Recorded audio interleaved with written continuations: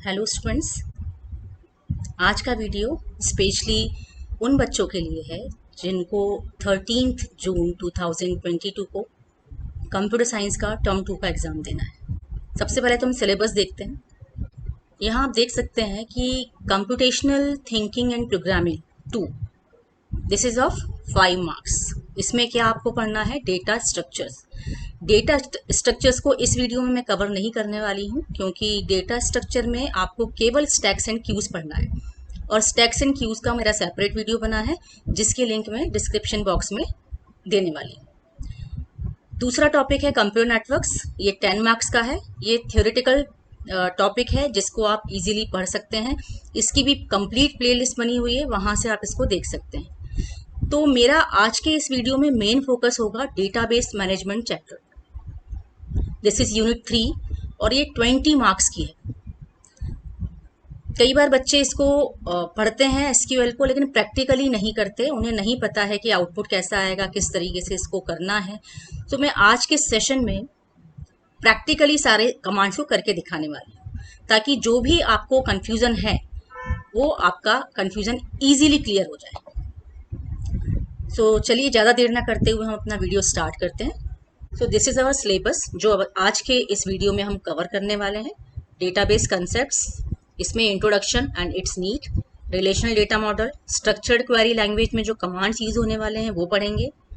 SQL में aggregate functions जो होते हैं उसको कैसे यूज करना है इसको हम पढ़ने वाले हैं। Then interface of Python with an SQL database. So start करते हैं। What is database? Database is a record keeping system which holds interrelated data that can be easily accessed, managed and updated. अब इसका क्या मतलब है? It is a record keeping system, यानी record को रखने के काम आता है। लाइक जब तक कंप्यूटर नहीं होता था, कंप्यूटर का हम यूज़ नहीं करते, तो हम क्या करते हैं, सारे रिकॉर्ड्स को, किसी भी चीज़ का रिकॉर्ड हो, मे बी स्टूडेंट्स का रिकॉर्ड हो, कुछ आइटम्स का रिकॉर्ड हो, कुछ बुक्स का रिकॉर्ड हो, हम एक रजिस्टर मेंटेन करते हैं और उसमें हम उनकी डिटेल्स को मेंटेन करते हैं। तो that will be our record keeping system. Register जो है वो हमारा रिकॉर्ड कीपिंग सिस्टम होता है। बट कंप्यूटराइज्ड वे में यदि हम रिकॉर्ड कीपिंग सिस्टम बनाते हैं तो इसके बहुत ही ज़्यादा एडवांटेज हमें मिलते हैं। लाइक डेटा हमारा जो स्टोर है वो कभी भी हम एक्सेस कर सकते हैं, उसकी कॉपीज़ कहीं भी बना के रख सकते हैं। रजिस्टर में लिखे हुए की कॉपी बनाएंगे तो आपको उतनी मेहनत दोबारा से करनी पड़ेगी। कोई मिस्टेक हो तो उसको आप चेंज कर सकते हैं, कटिंग नहीं करनी है। रजिस्टर में आपको कट करना होगा, पेजेस खराब हो जाते हैं। तो उस वे में कंप्यूटराइज्ड रिकॉर्ड कीपिंग सिस्टम बहुत ही हेल्पफुल है। सो database is a record keeping system. फिर यहाँ एक लाइन लिखी है कि it must be inter related. Inter related मतलब आपस में संबंधित होना चाहिए। जो रिकॉर्ड्स हैं, मान लीजिए आप स्टूडेंट का डेटाबेस बना रहे हैं तो सारे के सारे रिकॉर्ड स्टूडेंट्स के होने चाहिए। ठीक, यदि आप बुक्स का डेटाबेस बना रहे हैं, दैट मीन्स बुक्स का जो डेटाबेस होगा वो सारे के सारे बुक्स की डिटेल स्टोर करेगा। ऐसा नहीं है कि उसमें एक रिकॉर्ड बुक का डाल दिया, एक स्टूडेंट का डाल दिया। So all records must be inter related. RDBMS क्या है? Database management system. डीबीएमएस का फुल फॉर्म है डेटाबेस मैनेजमेंट सिस्टम। क्लियरली नाम से समझ में आ रहा है कि एक ऐसा सिस्टम जो डेटाबेस को मैनेज करने में हेल्प करता है। बट यहाँ पर एक आर एक्स्ट्रा लगा हुआ है। R stands for relational. Relational word हम तब यूज करते हैं जब हम डेटाबेस को टेबुलर फॉर्म में मेंटेन करते हैं। टेबुलर का मतलब है कि रोज एंड कॉलम के फॉर्म में करते हैं।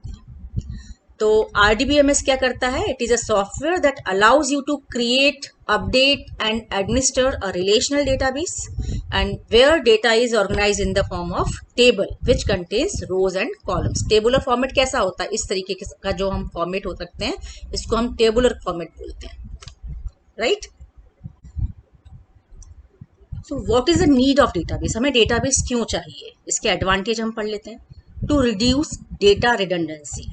रिडंडेंसी का मतलब है कि जब हम सेम तरह के डेटा को बार बार मेंटेन कर रहे हैं, that is called redundant data. So काफ़ी हद तक हम डेटा रिडंडेंसी को, यानी कि डुप्लीकेसी ऑफ डेटा को रिड्यूस कर सकते हैं with the help of database. To maintain data integrity. Data integrity कैसे मेंटेन करते हैं? एसक्यूएल में कुछ कंस्ट्रेंट्स होते हैं जिन्हें हम अप्लाई करके डेटा इंटीग्रिटी को मेंटेन कर सकते हैं। यानी हमें कुछ रिस्ट्रिक्शंस लगानी है कि हमारा डेटा इसी तरीके से रीड हो, इसी तरीके से मेंटेन हो, इसमें ये चीज़ें, ये कंडीशन अप्लाई हो, तो वो सारे कंडीशंस हम लगा सकते हैं। तो by applying constraints we can maintain data integrity. इसमें से कुछ कंस्ट्रेंट्स के मैंने नाम लिखे हुए हैं, like primary key, foreign key, not null, unique, default, these all are constraint. इसमें से भी आपके सिलेबस में primary key, unique and not null constraint दिया हुआ है। जो इन तीनों कंस्ट्रेंट को हम यहाँ डिस्कस करेंगे, प्रैक्टिकली करके देखेंगे। Now to maintain data inconsistency. Data inconsistency maintain करने का मतलब है कि सिमिलर डेटा की कॉपीज हम यदि जगह जगह पे बनाएंगे तो प्रॉब्लम क्या होगी, हो सकता है कि हमारी एक कॉपी में किसी और तरह का डेटा हो और दूसरी कॉपी में कुछ और तरह का हो। लाइक दो कॉपी हमारी बनी हुई है और एक कॉपी में सपोज आप क्योंकि आप स्टूडेंट हैं, आपके रिकॉर्ड को क्लास टीचर मेंटेन करता है। हो सकता है कि आप स्पोर्ट्स पर्सन भी हैं और स्पोर्ट्स पर्सन होने की वजह से सेम तरह का रिकॉर्ड आपके स्पोर्ट्स टीचर भी मेंटेन करेंगे। अब मान लीजिए आपने आके, आपका कोई फ़ोन नंबर एड्रेस चेंज होता है, आपने आके अपने क्लास टीचर को इन्फॉर्म कर दिया कि मेरा फ़ोन नंबर या एड्रेस चेंज हुआ है, बट स्पोर्ट्स टीचर को आप इन्फॉर्म करना भूल गए। तो अब क्या होगा, आपके रिकॉर्ड, सेम बच्चे का रिकॉर्ड दो जगह अलग अलग तरीके से मेंटेन होगा। तो this is called data inconsistency.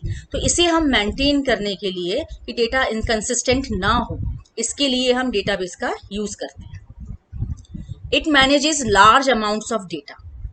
बहुत ह्यूज अमाउंट ऑफ डेटा को भी ये इजीली मैनेज कर पाता है। हम उसमें सर्चिंग, सॉर्टिंग, मैनिपुलेशन सब कुछ हम इजीली कर पाते हैं। सो यदि आपके क्वेश्चन पेपर में आता है कि what is the need of database, तो आप ये मेन पॉइंट्स आप लिख सकते हैं। बहुत डिटेल में डिस्क्राइब ना भी करें तो आपको कंसेप्ट इसका पता होना चाहिए। So you can write to it reduces data redundancy, it maintains data integrity, it maintain data inconsistency and it manages large amounts of data. Now, what is SQL? SQL is a structured query language. It is a non-procedural computer language. Computer language तो है लेकिन ये non-procedural है। तो procedural language क्या होती है? Procedural का मतलब है where you have to tell what to do and how to do. आप क्या करना है के साथ में ये भी बताएंगे किस स्टेप्स के साथ में ये टास्क कंप्लीट करना है। But in case of non procedural language you only have to tell what to do. केवल आप ये बताएंगे कि क्या करना है, कैसे करना है, ये अपने आप ये लैंग्वेज मैनेज कर लेगी। ठीक है। So SQL is a non procedural computer language for relational database management and data manipulation. Now यहाँ जो वर्ड आ रहा है क्वेरी, स्ट्रक्चर्ड क्वेरी लैंग्वेज, तो एक क्वेरी का मतलब क्या है? क्वेरी मतलब it is a user request to retrieve data और information with a certain condition.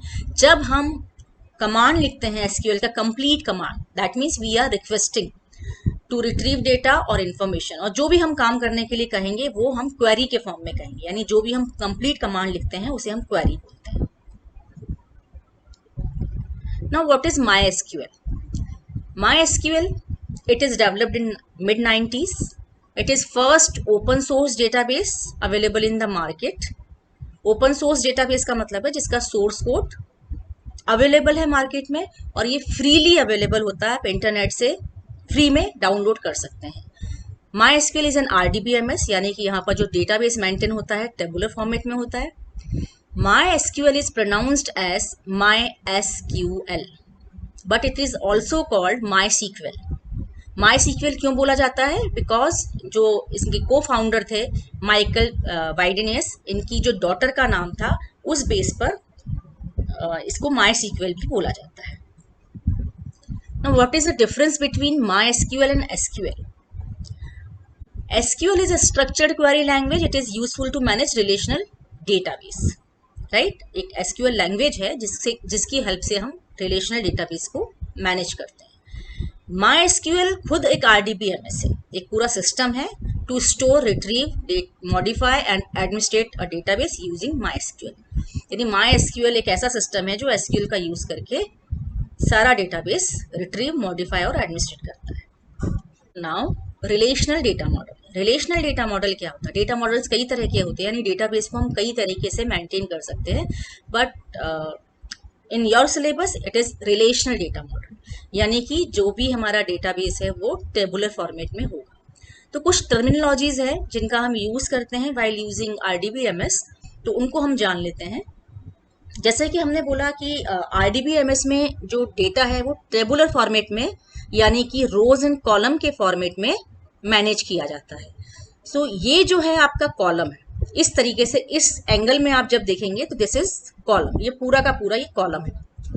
पहला कॉलम, दूसरा column, third, fourth, fifth, six, यानी इसमें 6 कॉलम है। और जब हम बात करते हैं रोज की, तो दीज आर रोज, ये एक रो है, ये भी एक रो है, यानी कितनी रोज हैं इसमें, 1 2 3 4 5 6 7 8 9 रोज, राइट। तो दीज आर रोज।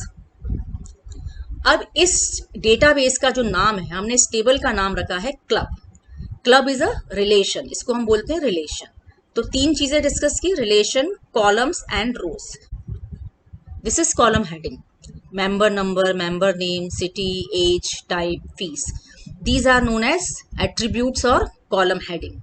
ये पूरा का पूरा एक कॉलम था, और जो इसकी हेडिंग है उसको एट्रीब्यूट्स और कॉलम हेडिंग कह सकते हैं।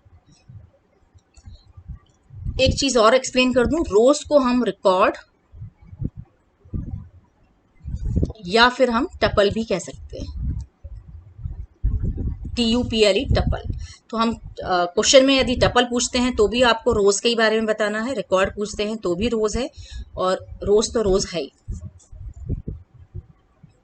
Now other important terminologies used in RDBMS, degree of a table and cardinality of table. Degree means number of columns in a table, कितने नंबर ऑफ कॉलम्स हैं टेबल में, वो उसकी डिग्री होगी। इसी तरीके से जितने भी नंबर ऑफ रोज होंगे टेबल में, वो उसकी कार्डिनिटी होंगी। इसको एग्जाम्पल से समझते हैं। एक डिस्ट्रीब्यूटेड टेबल ली हुई है हमने, इसमें कितने कॉलम हैं, 1 2 3 4 5 6। सो इसकी डिग्री क्या होगी और कार्डिनिटी क्या होगी, 6 कॉलम्स है, मतलब 6 इसकी डिग्री होगी। नाउ कॉलम्स कितने हैं, रोज कितनी है, 1 2 3 4 5 6 7, दैट मीन्स इसकी कार्डिनिटी कितनी होगी, 7। ऐसा क्वेश्चन आपके एग्जाम में आ सकता है, टेबल गिवन होगी और आपको बताना होगा कि इसकी डिग्री और कार्डिनिटी क्या है। नाउ कुछ कीज होती हैं SQL में, like primary key, foreign key, candidate key, आपने नाम सुने होंगे। So what is the need of key? Keys helps to identify record uniquely. Key help से हम रिकॉर्ड को यूनिकली आइडेंटिफाई करते हैं। फॉर एग्जाम्पल, जैसे आप स्टूडेंट हैं और आपको रोल नंबर दिया जाता है जो कि यूनिक होता है, और क्लास टीचर अटेंडेंस लेते समय आपके रोल नंबर से कॉल करते हैं आपको, और आपको समझ में आ जाता है कि ये आप ही की बात हो रही है, क्योंकि यूनिक वैल्यू जो है वो आपके रोल नंबर को दी गई होती है। तो इसी तरह के कॉलम को जिसमें यूनिक वैल्यूज हों, जिसको हम खाली नहीं छोड़ सकते, जिसको हम नल नहीं छोड़ बना सकते, इस तरह के कॉलम को हम की बनाते हैं, ठीक। It allows you to establish a relationship between and identify the relation between tables. 2 tables के बीच में लिंक करना हो, 2 टेबल के बीच में रिलेशनशिप बताना हो, तो हम की हेल्प से कर सकते हैं। And it helps you to enforce identity and integrity in the relationship. Now types of keys, हमने बात की कि कीज होती हैं, इन कीज कितने तरह की होती हैं। कीज होती हैं प्राइमरी की, कैंडिडेट की, alternate keys and foreign key. तो ये यहाँ से मैंने इसकी डेफिनेशंस लिखी हुई हैं, जिसका आप स्क्रीनशॉट लेके इसको लिख सकते हैं। शॉर्ट डेफिनेशन है, इसको हम समझते हैं एक एग्जाम्पल के थ्रू। एक एग्जाम्पल लिया है मैंने, एक टेबल ली हुई है, ये एम्प्लॉय के रिकॉर्ड्स को मेंटेन कर रहे हैं। इस टेबल में एम्प्लॉय का रिकॉर्ड है, तो एम्प्लॉय के रिकॉर्ड में क्या क्या चीजें मेंटेन हो रही है, employ number, post, salary, account number, Aadhaar number, father name, mother name and date of birth. अब यदि केयरफुली आप इस टेबल के कॉलम्स को देखें तो आपको समझ में आ जाएगा कि इसमें से कौन कौन से कॉलम ऐसे हैं जिसको हम प्राइमरी की बना सकते हैं। तो प्राइमरी की कंडीशन क्या है, एक तो क्या होना चाहिए, यूनिक होना चाहिए, और दूसरा नॉट नल होना चाहिए। नॉट नल मतलब उसको हम ब्लैंक नहीं छोड़ सकते। सो ऐसे कौन से कॉलम हैं जो यूनिक मिलेंगे और जिसको हम खाली नहीं छोड़ेंगे, like employ number, if there is a employ then employ number भी होगा, ठीक है। इसी तरीके से अकाउंट नंबर, अकाउंट होल्डर का जो अकाउंट नंबर होगा वो यूनिक होता है, आधार नंबर भी यूनिक होता है। तो हम इन 3 कॉलम को देख रहे हैं कि 3 कॉलम हमारे पास ऐसे हैं इस टेबल में जिनको हम प्राइमरी की बना सकते हैं। पोस्ट, तो सेम पोस्ट पे मल्टीपल पर्सन्स होंगे, तो multiple post, same post multiple times appear हो सकती हैं, इसलिए इसको हम प्राइमरी की नहीं बनाएंगे। सैलरी, सेम सैलरी कई सारे पर्सन की हो सकती है, तो इसको नहीं बना सकते। फादर नेम भी सेम हो सकता है किसी का, या मदर नेम सेम हो सकता है, या डेट ऑफ बर्थ भी सेम हो सकती है, तो इन्हें हम प्राइमरी की नहीं बना सकते। सो ये जो हुई हमारी employ number, account number and Aadhaar, these all are candidate for primary key, मतलब इन सबको हम प्राइमरी की बना सकते हैं। तो ऐसी कीज, ऐसे कॉलम्स जिनको हम प्राइमरी की बना सकते हैं उन्हें हम बोलते हैं candidate keys, because these all are candidate for primary keys. So इन 3 में से हम कोई ना कोई एक की को प्राइमरी की ले लेंगे। सपोज हमने एम्प्लॉय नंबर को प्राइमरी की चूज कर लिया। सो एम्प्लॉय नंबर चूज करने के बाद जो हमारी जो रिमेनिंग कीज बची हैं, अकाउंट नंबर एंड आधार, इनको हम कहेंगे ऑल्टरनेट कीज।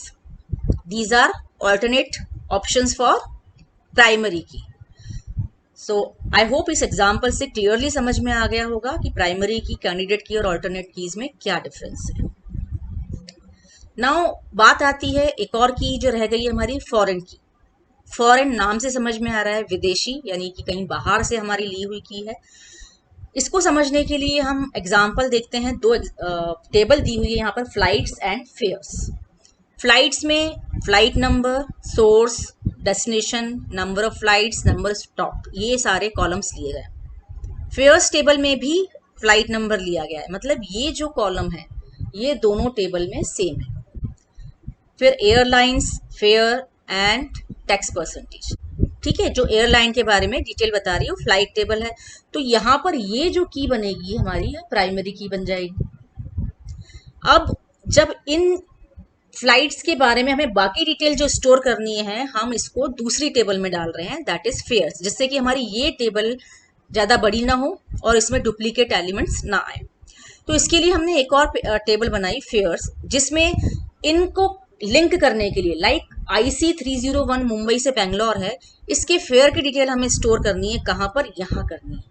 तो ये लिंक करने के लिए कि हम ये मुंबई टू बेंगलोर वाली फ्लाइट के बारे में बात कर रहे हैं, हमने क्या लिया, यूनिक एलिमेंट को यहाँ पर ले लिया।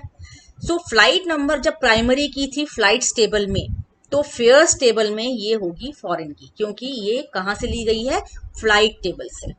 Now SQL command type. SQL commands कई टाइप्स के होते हैं, like DDL commands, DML commands, TCL commands and DCL commands. तो ये चार्ट के फॉर्म में मैंने यहाँ दे दिया है, इसका स्क्रीनशॉट लेके आप इसको नोट डाउन कर लीजिए। इसको देख के आपको याद रहेगा कि कौन से कमांड्स किस कैटेगरी में आते हैं। तो सबसे पहले कैटेगरी थी हमारी DDL, मतलब डेटा डेफिनेशन लैंग्वेज। इसमें उन कमांड्स को रखा गया है जो टेबल के फिजिकल स्ट्रक्चर पे काम करते हैं, ठीक है, जो डेटा पे काम नहीं करते, स्ट्रक्चर पे काम करते हैं। These all are DDL commands, like create, alter, drop and rename. इसमें से रीनेम आपके सिलेबस में नहीं है। So we have to learn create, alter and drop. Create table को क्रिएट करने के लिए होगा, ऑल्टर टेबल को मॉडिफाई करने के लिए, और ड्रॉप कमांड टेबल को रिमूव करने के लिए। Now second category is data manipulation language. नाम से समझ में आ रहा है कि it helps to manipulate data. Manipulation में आपका storing, retrieving, modifying and deleting सब कुछ कवर होगा। तो इसमें 4 तरह के कमांड्स दिए हुए हैं, select, insert, delete and update. अब जो पहला कमांड है सिलेक्ट, नाम से समझ में आ रहा है कि जब हम वहां से डेटा को फैच करना चाहते हैं, डेटाबेस से रिट्रीव करना चाहते हैं, then we use select command. Insert command is use to insert row in the table. पूरी की पूरी रो इंसर्ट करनी है तो इंसर्ट कमांड यूज करेंगे। डिलीट ऑब्वियसली रो को डिलीट करने के लिए यूज होगा, and update to modified existing data. इन सबको हम प्रैक्टिकली करके देखेंगे, यहाँ केवल थ्योरी पार्ट बता रही हूँ। यदि आपको डिफाइन करने के लिए बोला जाता है तो आप ये डेफिनेशन लिख सकते हैं। Now last is transaction control. Language. इसमें जो मेन कमांड्स हैं जो आपके सिलेबस में है that is commit and roll back. Save point आपके सिलेबस में नहीं है। सो कमिट किस लिए होता है? जो आप ट्रांजेक्शन कर रहे हैं एसक्यूएल कमांड्स के थ्रू, लाइक यहाँ एक टर्म देखिए आप, डीएमएल ट्रांजेक्शन। डीएमएल का मतलब क्या है? Insert, update, delete. इस तरह का जब आप काम करते हैं जिससे एक्चुअल में चेंजेस होते हैं टेबल में, तो वो ट्रांजेक्शन हो रहे हैं और ये ट्रांजेक्शन आप परमानेंटली करना चाहते हैं, सो you can right commit. Commit लिखने पे वो ट्रांजेक्शन परमानेंटली सेव हो जाएंगे। और यदि आपको वो कैंसिल करना है, जो अभी रिसेंटली आपने ट्रांजेक्शन किया है, आपको लगता है आपने गलती से कर दिया, तो आप इसको रोल बैक लिख के अंडू कर सकते हैं। SQL data types. Data types में ये पांचों डेटा टाइप्स आपके सिलेबस में है, कैरेक्टर और कैर, वैरकैर, इंटीजर, फ्लोट एंड डेट। ये जो ऊपर वाले दोनों डेटा टाइप्स हैं ये टेक्स्ट टाइप के डेटा को स्टोर करने के लिए यूज होते हैं। टेक्स्ट टाइप मीन्स आपका नाम स्टोर करना हो, एड्रेस करना हो, means alphabet, numbers, special character, सब चीज़ों का कॉम्बिनेशन हो सकता है, तो उसको टेक्स्ट बोलेंगे। तो दोनों ही डेटा टाइप को हम टेक्स्ट स्टोर करने के लिए यूज कर सकते हैं। लेकिन डिफरेंस क्या है? यहाँ लिखा है कि इट इज फिक्स्ड लेंथ और वैरकैर में लिखा है कि it is of variable length. इसका मतलब क्या है कि मान लीजिए कि एक आपको नेम स्टोर कराना है और नेम में आपने क्या किया, यदि आपने कैरेक्टर डेटा टाइप लिया है, आपने लिया है कैरेक्टर डेटा टाइप लिया है और आप स्टोर कराना चाहते हैं राम, और कैर डेटा टाइप में आपने कहा कि मुझे 20 कैरेक्टर्स का नेम लेना है, मैक्सिमम 20 कैरेक्टर्स हो सकते हैं, लेकिन आपने स्टोर केवल राम कराया, तो क्या होगा? और वैरकैर आपने लिया है, वैरकैर में भी आपने बोला 20 और स्टोर कराया है राम, तो क्या होगा? मैं दोनों में डिफरेंस बता देती हूँ कि यदि आपने कैर लिया है तो आपने 20 कैरेक्टर्स इसमें डिफाइन किए हैं कि मैक्सिमम 20 कैरेक्टर्स लेने हैं, तो राम 3 लेटर वर्ड है और बाकी के जो 17 लेटर्स हैं उसके लिए भी ये स्पेस ऑक्यूपाइड करेगा। मतलब यहाँ राम 3 लेटर का होने के बावजूद मेमोरी में 20 स्पेसेस ऑक्यूपाई करेगा। बट इन केस ऑफ वैरकैर, भले ही हमने 20 दिया है but it will occupy only 3 memory spaces, यानी यहाँ पर जो बाकी के 17 स्पेसेस हैं उसको ऑक्यूपाई करके नहीं रखेगा, उस स्पेस को किसी और डेटा के लिए यूज किया जा सकता है। सो उस हिसाब से आपको समझ आ रहा होगा कि varchar is a beneficial data type. Memory management के हिसाब से बहुत ही अच्छा डेटा टाइप है। बेटर है कि मैक्सिमम चीजें आप वैरकैर में डिफाइन कीजिए। तो कैर कब ले सकते हैं? जब हमें 1 और 2 कैरेक्टर लॉन्ग, जहां हमें पता है कि इतने ही छोटे कैरेक्टर्स आने वाले हैं, इतने ही कम कैरेक्टर्स आने वाले हैं, वहां हम कैर डेटा टाइप का यूज कर सकते हैं। लाइक आपको जेंडर स्टोर कराना है, एम और एफ, तो वहां पर आप कैर 1 ले लीजिए, वहां पर कोई वेरिएबल का मतलब नहीं है। या इस तरह का जो भी आपका डेटा टाइप दिखता है तो आप वहां पर कैर ले सकते हैं। नाउ इंटीजर मीन्स आपका जहां पर डेसिमल पार्ट, फ्रैक्शन पार्ट नहीं है, होल नंबर आपको स्टोर कराना है, लाइक 20, 14 इस तरह के नंबर हैं तो आप इंटीजर में स्टोर कराएंगे। यदि डेसिमल पॉइंट है इसमें, लाइक 14.25, आपको ये नंबर स्टोर कराना है, इस तरह का यदि कोई डेटा होगा तो आपको फ्लोट डेटा टाइप लेना है। और डेट टाइप की वैल्यू स्टोर कराना चाहते हैं तो आपको डेट डेटा टाइप लेना होगा। ठीक, so now let's discuss SQL operators. SQL operators में हम पढ़ेंगे मैथमेटिकल ऑपरेटर्स, जिसमें आते हैं plus, minus, divide, into and modulo division. ये परसेंट सिंबल जो है वो मॉडुलो डिवीजन निकालता है, दैट मीन्स रिमाइंडर हमें निकालना हो तो रिमाइंडर ये शो करता है। Second category of operators is logical operators. Logical में आपके आते हैं एंड, और एंड नॉट। रिलेशनल ऑपरेटर्स, इसमें आएगा less than, greater than, less than equal to, greater than equal to and not equal to. Between operator, in operator and like operator, इन सभी operators को कैसे यूज किया जाता है हम प्रैक्टिकली इसको जानेंगे। तो चलिए आते हैं MySQL पर और हम सारे कमांड्स को प्रैक्टिकली करके देखते हैं। इसके लिए हम ओपन करेंगे MySQL। MySQL ओपन करने के लिए आपके सिस्टम में इंस्टॉल होना चाहिए। जैसे यहाँ लिखा है MySQL 5.5 कमांड लाइन क्लाइंट, इस पर हमने क्लिक किया और आपको नहीं दिख रहा है तो आप यहाँ टाइप करके सर्च विंडो में टाइप करके इसको सर्च करेंगे और क्लिक करेंगे। जो भी पासवर्ड आपने आपके MySQL में डाला है वो यहाँ पर टाइप करना होगा।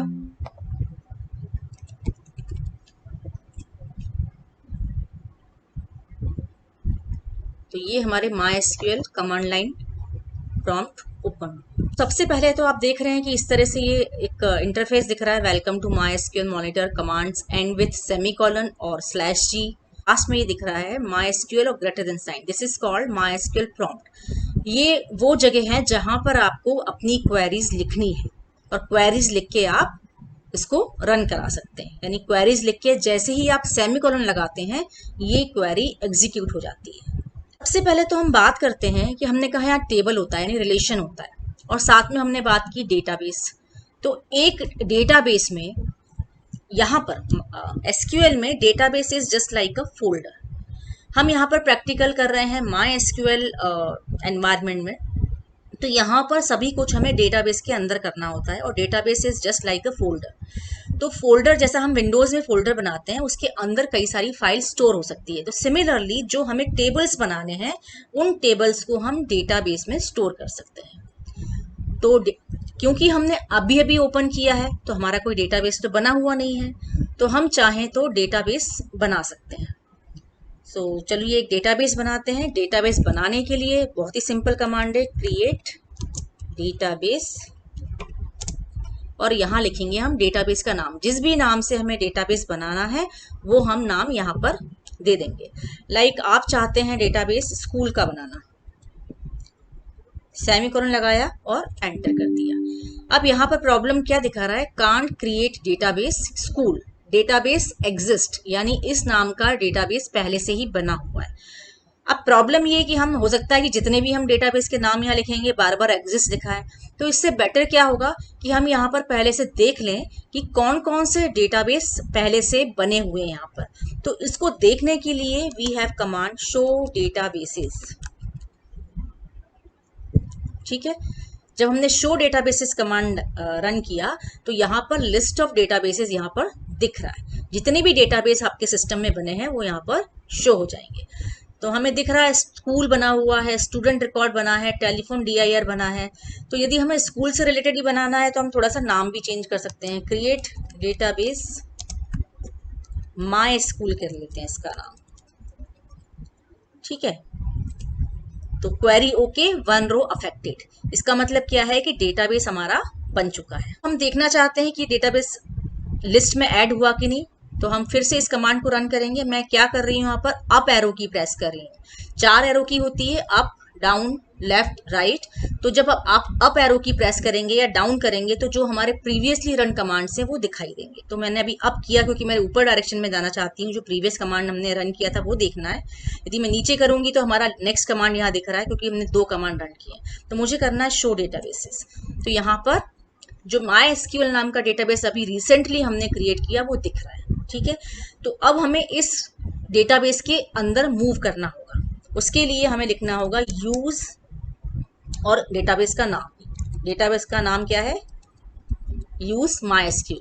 यह ध्यान रखना है कि यहाँ पर यूज के बाद डेटाबेस कीवर्ड ऐड नहीं करना। जैसा हमने क्रिएट डेटाबेस में या शो डेटाबेसेस लिखा था, ऐसे यहाँ यूज डेटाबेस MySQL नहीं लिखेंगे, केवल यूज MySQL लिखना है। तो आउटपुट क्या आ गया, डेटाबेस चेंज्ड। इसका मतलब अब हम MySQL डेटाबेस के अंदर मूव कर गए।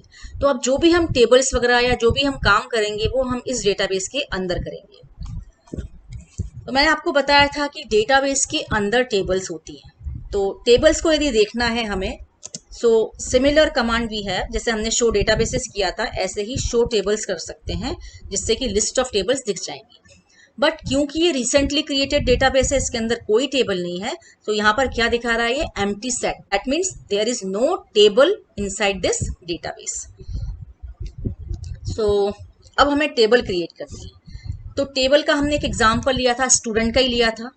स्टूडेंट के यदि हम स्टूडेंट के लिए टेबल बनाना चाहते हैं तो हम कैसे बनाएंगे, क्रिएट टेबल। क्रिएट टेबल में हमने ले लिया स्टूडेंट, टेबल का नाम हो गया, रिलेशन हो गया ये। इसके बाद हम लगाएंगे ब्रैकेट, और इस ब्रैकेट के अंदर हमें कॉलम्स डिफाइन करने हैं जो भी हम इस टेबल के अंदर लेना चाहते हैं। स्टूडेंट टेबल में क्या कॉलम होगा, रोल नंबर होगा। रोल नंबर का डेटा टाइप इंटीजर ले लेते हैं। 4 डिजिट लॉन्ग हम इसमें डेटा स्टोर कर सकते हैं। दूसरा कॉलम हमने लिया नेम, varchar। ठीक है, क्योंकि टेक्स्ट टाइप का डेटा होगा, मैंने ले लिए 30 कैरेक्टर्स, यानी मैक्सिमम 30 कैरेक्टर्स तक का नेम इसमें स्टोर कर सकते हैं। Next column is father's name, ये भी वायर कर लेना होगा।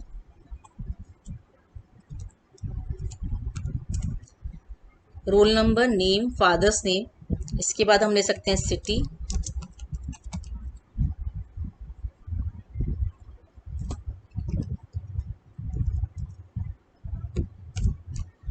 साइज हम कम या ज़्यादा रख सकते हैं, ज़रूरी नहीं है कि 30 कैरेक्टर्स ही लेने हैं, मैंने यहाँ सब में 30 डाल दिया है।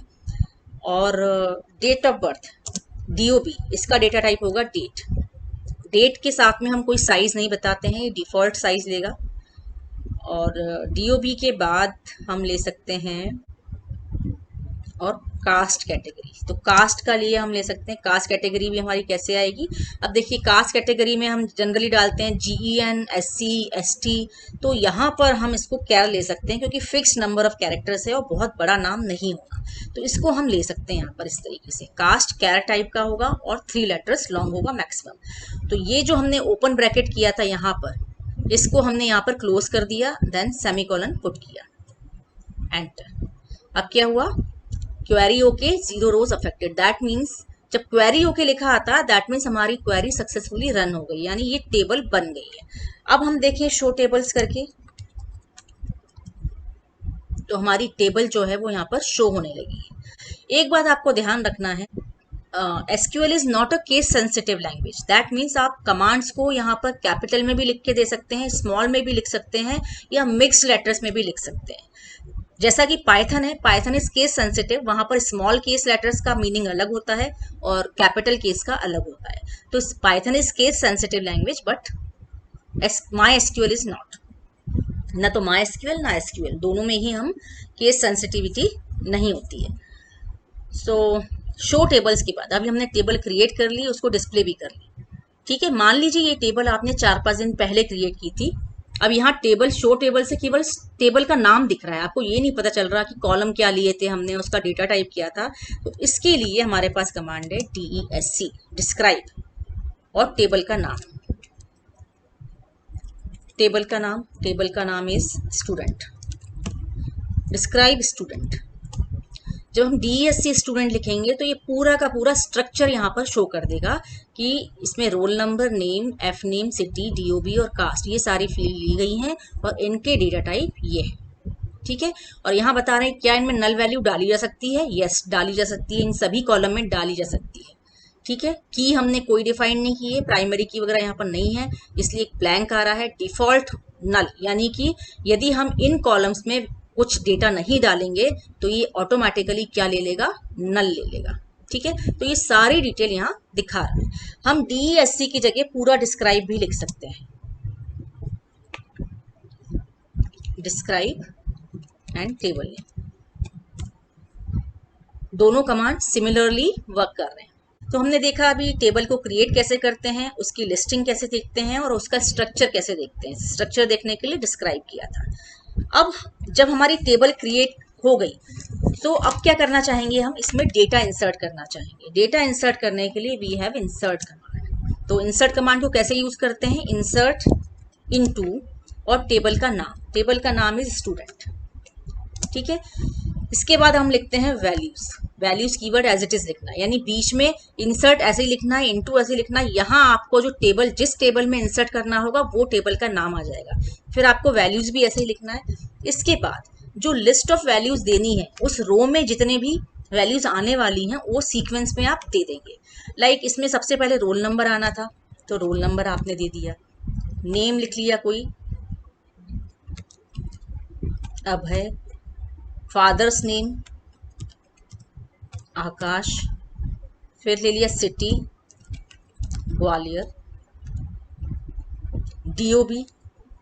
DOB को डेट को जब भी हम डालेंगे तो कोट्स में डालेंगे। डेट को और टेक्स्ट टाइप के डेटा को हमें कोट्स में डालना होता है और न्यूमेरिक वैल्यू को हम विदाउट कोट लिखते हैं। सो डेट है तो डेट को पहले year, then month, then date. So suppose हमारा जो डेट है वो है 2000, मंथ है 11 और सपोज डेट है 5। तो ये हमने डेट दे दी, और इसके बाद है कास्ट। कास्ट में आपने लिख दिया जनरल। ये हमारी एक रो इंसर्ट हो जाएगी। तो क्या लिखा हुआ आ गया, query OK, one row affected, यानी एक रो इंसर्ट हो गई। सिमिलरली आपको एक और रो इंसर्ट करानी है, तो मैं सेम कमांड को रन करने के लिए अप एरो की प्रेस कर रही हूँ, जिससे ये कमांड दोबारा आ गया। इसी में चेंजेस कर दूंगी थोड़े बहुत जो भी चाहिए मुझे। 102 कर दिया, इसमें हम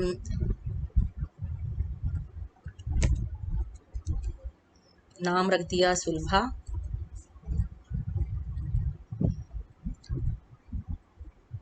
ओ, आकाश की स्पेलिंग यहाँ मिस्टेक हो गई है, बट नो प्रॉब्लम। ये ग्वालियर ही रखना चाहते हैं। डेट ऑफ बर्थ सपोज 2001 का है, ये 1 ले लेते हैं, 15 ले लेते हैं, और सपोज ये SC कास्ट है। तो ये हमने इस तरीके से इंसर्ट कर दिया। दो रो हमारी टेबल में इंसर्ट हो गई। अब हमें ये डेटा जो हमने इंसर्ट किया इसे देखना है। देन कौन सा कमांड था हमारे पास, सेलेक्ट कमांड, जिससे हम डेटा को रिट्रीव कर सकते हैं। Select asterisk from, then table name लिखना है। तो ये जो एस्ट्रिक है, एस्ट्रिक क्या डेनोट करता है, एस्ट्रिक डेनोट करता है कि वी वांट टू फैच और we want to retrieve all the columns from the table. Student में जितने भी कॉलम्स है सबको यहाँ डिस्प्ले करो। So roll number, name, father name, city, TOB, caste, सारे कॉलम डिस्प्ले हो गए। यदि आप चाहते हैं कि सारे कॉलम्स ना डिस्प्ले होके कुछ पर्टिकुलर कॉलम डिस्प्ले हो, then you can mention it. Like select, हम डिस्प्ले करना चाहते हैं केवल नेम और डेट ऑफ बर्थ, तो हम लिख देंगे name comma DOB from student. ठीक,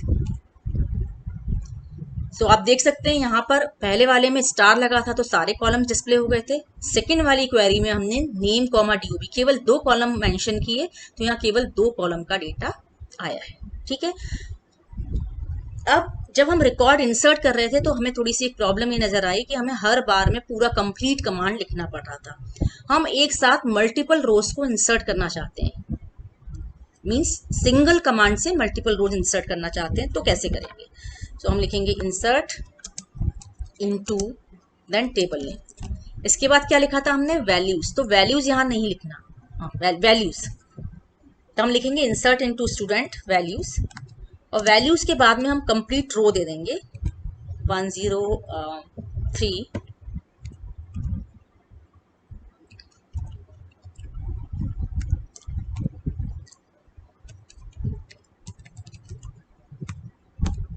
मैं शॉर्ट में सब कुछ ले रही हूँ जिससे ज्यादा डेटा नहीं डालना पड़े हमें।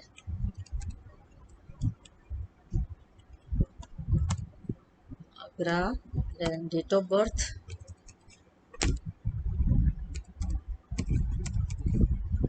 डेट ऑफ बर्थ के बाद हमारा क्या था, कास्ट। तो ये हमारा एक रिकॉर्ड हुआ।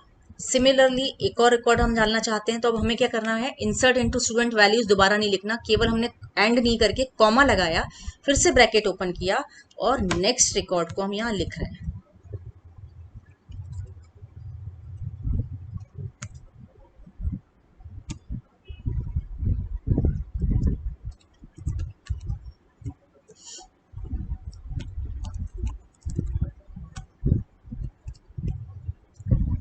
डेट ऑफ बर्थ और ले लेते हैं,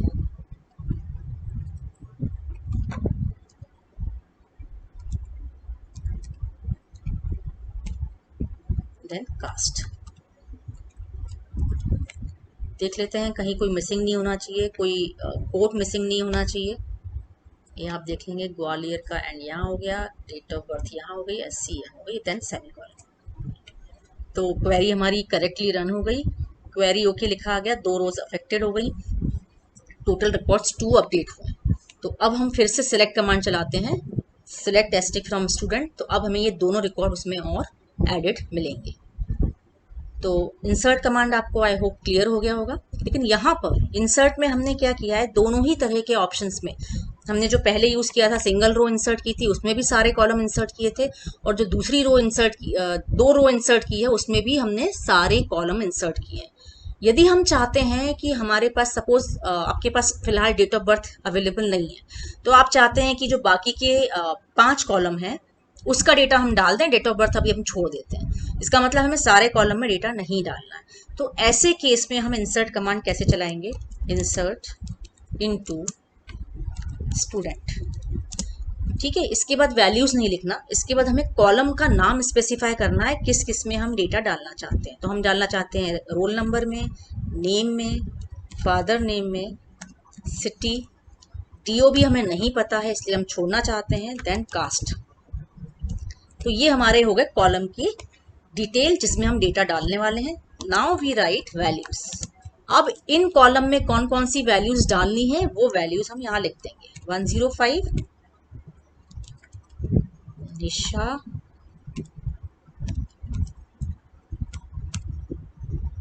देन फादर नेम के पास सिटी है हमारी, एंड देन कास्ट है। ये हमने क्लोज कर दिया।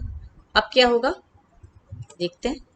1 रो अफेक्टेड मतलब एक रो इंसर्ट हो गई, लेकिन डेटा कैसे इंसर्ट हुआ ये देखते हैं। सिलेक्ट एस्ट्रिक फ्रॉम स्टूडेंट हमने रन चेक किया।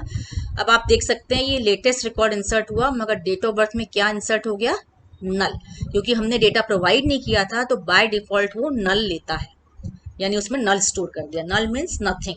यहाँ नल एक ऐसी वैल्यू होती है जिसका मतलब कुछ भी नहीं होता है, यानी स्पेस को भी वो एक वैल्यू की तरह कंसीडर करता है, जीरो भी एक वैल्यू की तरह कंसीडर करता है, but null is not a value, ठीक है।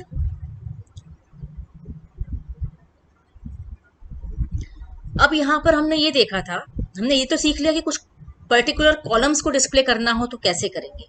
हमको स्टार की जगह पे उन कॉलम के नाम देने हैं। What if we want to display selected rows? Suppose यहाँ पर देखिए ग्वालियर के रिकॉर्ड हैं, आगरा के हैं, इंदौर के हैं। हम चाहते हैं केवल ग्वालियर वाले रिकॉर्ड्स को हम यहाँ पर डिस्प्ले करें। That means we need to write condition. Condition कैसे लगाएंगे, सिलेक्ट एस्ट्रिक फ्रॉम स्टूडेंट। यहाँ तो हमने पूरा लिख दिया क्योंकि ये स्टार जो है कॉलम वाला पार्ट है, हमें कॉलम सारे चाहिए। रोज को सिलेक्ट करने के लिए we have to write where condition. हम क्या चाहते हैं, वेयर सिटी, कंडीशन लगानी है सिटी पे, where city equal to Gwalior, जहां सिटी ग्वालियर हो उसको डिस्प्ले करो। सो हमने यहाँ पर कर दिया। आप देख सकते हैं सिलेक्टेड रोज यहाँ पर शो हो रही हैं। यहाँ पर सिलेक्टेड कॉलम्स हमने जब लिए थे ऊपर, तो सिलेक्टेड कॉलम्स में स्टार की जगह पे यहाँ देख लेते हैं, सिलेक्टेड कॉलम्स में हमने select name comma DOB from student लिखा था। नाउ अभी हम क्या कर रहे हैं, सिलेक्टेड रोज कर रहे हैं। तो सिलेक्टेड रोज के लिए हमने क्या किया, कंडीशन लगाई। हम चाहें तो selected rows and selected columns दोनों ही लिख सकते हैं। लाइक इस वाली क्वेरी में हम नहीं चाहते कि सारे कॉलम्स आए। सो हम क्या चाहते हैं, सपोज नेम डिस्प्ले कराना चाहते हैं, सिटी चाहते हैं और कास्ट चाहते हैं। तो 3 कॉलम चाहते हैं और सिलेक्टेड रोज चाहते हैं। तो इन रोज में भी सिलेक्टेड कॉलम्स की डिटेल आएगी, यानी रोज तो वही आई ग्वालियर वाली, बट इसके 3 ही कॉलम डिस्प्ले हुए। तो हमने यहाँ देखा कि पर्टिकुलर कॉलम कैसे सिलेक्ट करते हैं, पर्टिकुलर रो कैसे सिलेक्ट करते हैं, and particular row and column दोनों का कॉम्बिनेशन कैसे सिलेक्ट करते हैं। तो आई होप इतना तो आपको क्लियर हो गया होगा। नेक्स्ट हमारा टॉपिक था, हमने ऑपरेटर्स पढ़े थे। ऑपरेटर्स में हमने कौन कौन से पढ़े थे, यहाँ ऑपरेटर्स देखने हैं। मैथमेटिकल में plus minus into, divide and percent मतलब मॉड्यूलो डिवीजन। लॉजिकल ऑपरेटर्स में एंड और नॉट, रिलेशनल में less than, greater than, etcetera, and between, in and like in. So पहले तो हम पूरा डेटा डिस्प्ले करा लेते हैं। Select asterisk from student. अब इसमें से हमें कौन सा डेटा चाहिए वो हमें सोचना पड़ेगा। एक इक्वल टू ऑपरेटर तो हम यहाँ यूज कर ही रहे हैं। इक्वल टू ऑपरेटर रिलेशनल में आता है। वैल्यू के ऊपर हम कंडीशन लगा सकते हैं, लेस देन, ग्रेटर देन, और less than equal to, greater than equal to, और नॉट इक्वल टू का भी यूज हम टेक्स्ट टाइप पे और नॉन टेक्स्ट डेटा टाइप दोनों पे लगा सकते हैं। सो पहले मैं नॉट इक्वल टू लगाती हूँ। अभी हमने कंडीशन लगाई थी कि where city equal to Gwalior. यदि मुझे लिखना है कि ग्वालियर ना हो वो सिटी का रिकॉर्ड डिस्प्ले करो, यानी जहां पर ग्वालियर नहीं लिखा हो वो डिस्प्ले करो, तो मैं लिखूंगी नॉट के लिए कहाँ लिख दूंगी, इक्वल टू की जगह पे लेस देन और greater than sign. It is a not equal to. So अब देखिए आपने आउटपुट क्या आया, नॉट इक्वल टू लिखा है तो ग्वालियर वाले ना आके आगरा और इंदौर, ये दो रिकॉर्ड इसने डिस्प्ले किए, राइट। तो ये भी एक रिलेशनल ऑपरेटर था। और मान लीजिए हम चाहते हैं कि जिनका रोल नंबर 103 से ज्यादा है वो रोल नंबर डिस्प्ले करें, तो हम लिख सकते हैं select asterisk from student where roll number is greater than 103। जब हमने ग्रेटर देन सिंबल अकेला लगाया है दैट मीन्स ये 103 को इंक्लूड नहीं करेगा, मतलब केवल कौन सा आया 104 and 105 because these two are greater than 103। यदि हम चाहते हैं कि 103 भी इंक्लूड हो देन इसमें हम लगाएंगे इक्वल टू, ठीक। तो 103 भी यहाँ पर इंक्लूड हो गया। इसी तरीके से हम लेस देन और less than equal to sign का भी यूज कर सकते हैं। तो ये तो थे हमारे रिलेशनल ऑपरेटर्स। अब आते हैं मैथमेटिकल ऑपरेटर्स। मैथमेटिकल ऑपरेटर्स में प्लस, माइनस, इनटू, डिवाइड ये सारे आते हैं। जरूरी नहीं है कि हम इन सारे ऑपरेटर्स को टेबल पे ही अप्लाई करें, हम विदाउट टेबल भी मान लीजिए कुछ कैलकुलेशन करना चाहते हैं, हम चाहते हैं कुछ नंबर है इसको हम मल्टीप्लाई करा के देखना चाहते हैं 6767 इंटू 56, ये आपको आउटपुट दे देगा। या आपको देखना है डिवाइड करके देखना है, डिवाइडेड बाय 87, इसका आउटपुट आ गया, ठीक है। यदि आपने स्लैश की जगह पे क्या लगा दिया, परसेंट लगा दिया, दैट मीन्स ये क्या करेगा, रिमाइंडर निकालेगा, 456 को 87 से डिवाइड करेगा और जितना रिमेनिंग बच रहा है वो शो कर देगा। तो डिवाइड करने के बाद रिमेनिंग इज 21, इसने 21 शो कर दिया, ठीक। तो ये तो थे हमारे मैथमेटिकल ऑपरेटर्स। सो यहाँ हमने मैथमेटिकल ऑपरेटर कवर कर लिए। अब आती है बात लॉजिकल ऑपरेटर की। लॉजिकल में 3 ऑपरेटर थे, एंड, और, एंड नॉट। तो हमने कमांड लिख लिया सिलेक्ट एस्ट्रिक फ्रॉम स्टूडेंट, सारे रिकॉर्ड्स आ गए। अब एंड, और, एंड नॉट। एंड का मतलब क्या है कि और, यानी कि ये कंडीशन और ये कंडीशन, हम दो कंडीशन जो लिखेंगे दोनों must be true, both condition must be true, उसी हिसाब से आउटपुट आएगा। यदि दोनों कंडीशन ट्रू नहीं है तो आउटपुट नहीं देगा, एम्प्टी सेट देगा। मान लीजिए हम चाहते हैं कि वो बच्चे जो ग्वालियर में रहते हैं और साथ में SC हैं उन्हें हम शो करना चाहते हैं, तो हम कंडीशन लगाएंगे सिलेक्ट एस्ट्रिक फ्रॉम स्टूडेंट, और कंडीशन क्या है, वेयर सिटी क्या हो, ग्वालियर हो, और दूसरी कंडीशन क्या कंपल्सरीली ट्रू होनी चाहिए कि कास्ट जो है वो SC हो। दोनों कंडीशन सेटिस्फाई होनी चाहिए तभी ये रिकॉर्ड्स को डिस्प्ले करेगा। तो दोनों कंडीशन यहाँ सेटिस्फाई हो रही है, सिटी ग्वालियर है, कास्ट SC है। तीसरा रिकॉर्ड हमारा ग्वालियर का है जो यहाँ पर जनरल है, ये कंडीशन सेटिस्फाई नहीं हो रही क्योंकि हमने एंड लगाया है। एंड का मतलब है both condition must be true. लेकिन यदि हम एंड की जगह और लगा देते तो और का मतलब था कि या तो ये कंडीशन ट्रू हो या ये कंडीशन ट्रू हो, दोनों ही केस में आउटपुट आना चाहिए। यहां पर यदि मैं और कर देती हूँ, यहां मैंने और लिख दिया तो आउटपुट क्या आएगा। अब और के केस में 4 रिकॉर्ड हमें मिल गए क्योंकि इन 3 में तो ग्वालियर कंडीशन सेटिस्फाई हो रही और इन नीचे वाले 3 में SC वाली कंडीशन सेटिस्फाई हो रही है। तो यहाँ दोनों कंडीशन सही होने की जरूरत नहीं है, एक कंडीशन भी ट्रू है तो ये आउटपुट आ जाएगा, ठीक है। इसके बाद हमारा था not. Not operator, logical not का यूज कैसे करते हैं। सपोज सेलेक्ट एस्ट्रिक फ्रॉम, हमें लगाना था कि role number is greater than 103, हमने इस तरह की क्वेरी लगाई थी, सॉरी हमने टेबल नेम लिखना भूल गए।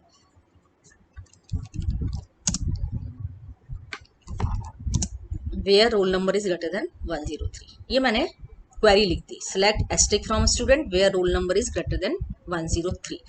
अब मुझे नॉट लगाना है। नॉट मतलब मैं चाहती हूँ, अभी मैंने लिखा कि 103 से ज्यादा के रोल नंबर है वो डिस्प्ले करो, अब मैं उल्टा चाहती हूँ कि जिनके 103 से ज्यादा है उनको डिस्प्ले मत करो। सो हम क्या लिखेंगे, where not roll number greater than 103।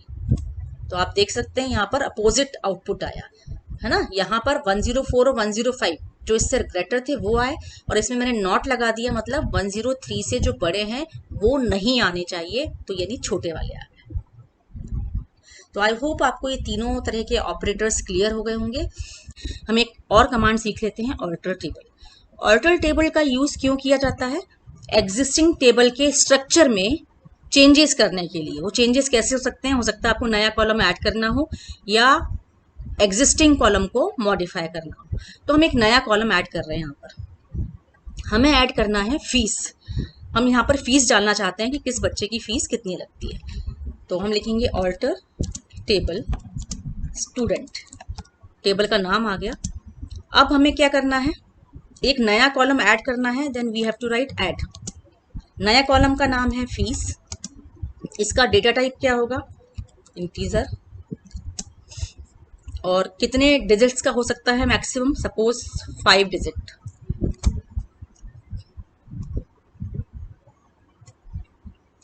तो यहां आप देख रहे हैं कमांड रन हो गया। यहां पर मैसेज क्या आया? 5 रोज अफेक्टेड। ऐसा क्यों आया? क्योंकि हमारी स्टूडेंट टेबल में 5 रोज हैं और 5 रोज पर ये ऑल्टर टेबल अप्लाई हुआ है। कैसे अप्लाई हुआ? पहले हम सिलेक्ट कमांड चला के देख लेते हैं तो आपको समझ में आ जाएगा।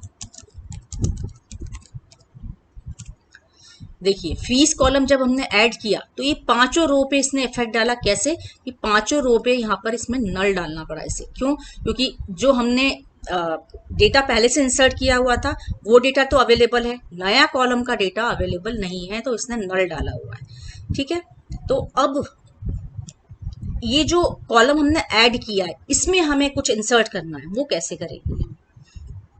कोई गैस कर सकता है? नो, इंसर्ट कमांड का यूज हम रोज इंसर्ट करने के लिए करते हैं। ये पूरी की पूरी रो इंसर्ट करना हो तो हम इंसर्ट कमांड का यूज करते हैं। लेकिन जब हम एग्जिस्टिंग डेटा में चेंजेस करना चाहते हैं then we have to use update command. So here we use update command. Update के बाद आएगा टेबल का नाम, तो हम लिखेंगे स्टूडेंट। फिर लिखते हैं सेट के बाद लिखते हैं कॉलम का नाम जिसमें हमें चेंजेस करने हैं। तो हमने लिखा सेट फीस इक्वल टू, कितनी फीस है हम वो फीस डालना चाहते हैं। हमने सपोज डाला 6000। किसकी फीस हमको 6000 रखनी है? सपोज जितने बच्चे ग्वालियर के रहने वाले हैं उनकी फीस 6000 है। तो हम लिखेंगे where city is equal to Gwalior. तो इससे क्या होगा? 3 बच्चे जो ग्वालियर में रहते हैं उन तीनों की फीस हो जाएगी 6000। ठीक है, तो हम देख लेते हैं इसका आउटपुट। देखिए, ग्वालियर वाले जो बच्चे थे उनकी फीस 6000 हो गई। अब बचे हैं आगरा और इंदौर वाले, तो इन दोनों की फीस भी हम चाहें तो इसको अपडेट कर सकते हैं और नहीं करना चाहते तो इसको छोड़ भी सकते हैं, जैसी हमारी रिक्वायरमेंट होगी। तो फिलहाल हम इसी डेटा को लेके चलते हैं। तो हमने यहाँ 2 कमांड सीखे, alter table and update command. ठीक है, अब ऑल्टर टेबल में हमने जो कमांड यूज किया था वो क्या किया था? हमने लिखा था ऑल्टर टेबल, टेबल का नाम, देन ऐड लिखा था, देन कॉलम नेम और हमें कॉलम की डिटेल की थी क्योंकि नया कॉलम ऐड कर रहे थे। क्या हो यदि हमें पुराने कॉलम में ही कोई चेंजेस करने हैं? सपोज आपने ये सिटी डाली थी, सिटी में हमने 30 लेटर्स डाले थे, या सपोज नेम में हमने 30 लेटर्स डाले थे। हमें अब लग रहा है कि 30 लेटर्स से ज़्यादा लंबा नाम भी हमारे पास आ रहा है या आ सकता है, हम इसके साइज को इंक्रीज करना चाहते हैं। तो ऐसे केस में भी ऑल्टर टेबल, क्योंकि आप स्ट्रक्चर में चेंजेस कर रहे हैं तो इसके लिए भी ऑल्टर टेबल यूज होगा, ऑल्टर टेबल स्टूडेंट। और यहाँ हमने लिखा था ऐड की जगह पे हम लिखेंगे मॉडिफाई, क्योंकि हम नया कॉलम ऐड नहीं कर रहे बल्कि एग्जिस्टिंग कॉलम को मॉडिफाई कर रहे हैं। ठीक है, तो कौन सा कॉलम मॉडिफाई कर रहे हैं? नेम। इसके नए डिटेल्स दे देंगे हम इसको, वेर कर लेना है हमें, सपोज 40 कैरेक्टर्स लॉन्ग लेना है। तो हमने लिख दिया ऑल्टर, टेबल की स्पेलिंग गलत हो गई, इसको हम करेक्ट कर लेते हैं। Alter table student modify name where 40 and semicolon. So now 5 rows affected, यानी एक नया एग्जिस्टिंग जो कॉलम था उसमें चेंजेस हो गए। हम चेंजेस देख लें, किससे देखते हैं? डिस्क्राइब टेबल से देख लेते हैं चेंज हुआ कि नहीं। आप देख सकते हैं नेम हमारा था वेरकेयर 30 साइज का और यहाँ पर ये हो गया 40, यानी वो चेंजेस अप्लाई हो गए। तो ऑल्टर टेबल की हेल्प से हमने एक नया कॉलम ऐड किया और एग्जिस्टिंग कॉलम में चेंजेस भी किए, और साथ ही हमने सीखा अपडेट कमांड। ठीक है, तो अपडेट कमांड में जब हमने अपडेट कमांड रन किया तो हमने कंडीशन लगाई थी। यदि आप ये कंडीशन नहीं लिखते हैं तो क्या होगा? सारे कॉलम में ये चेंजेस अप्लाई हो जाते हैं। सपोज आपने लिखा होता update student set fees equal to 6000 और सेमीकोलन लिख के यहाँ एंटर कर देते, तो क्या होता, सारे कॉलम की सारे रोज में जो फीस कॉलम है वहां पर 6000 इंसर्ट हो जाता।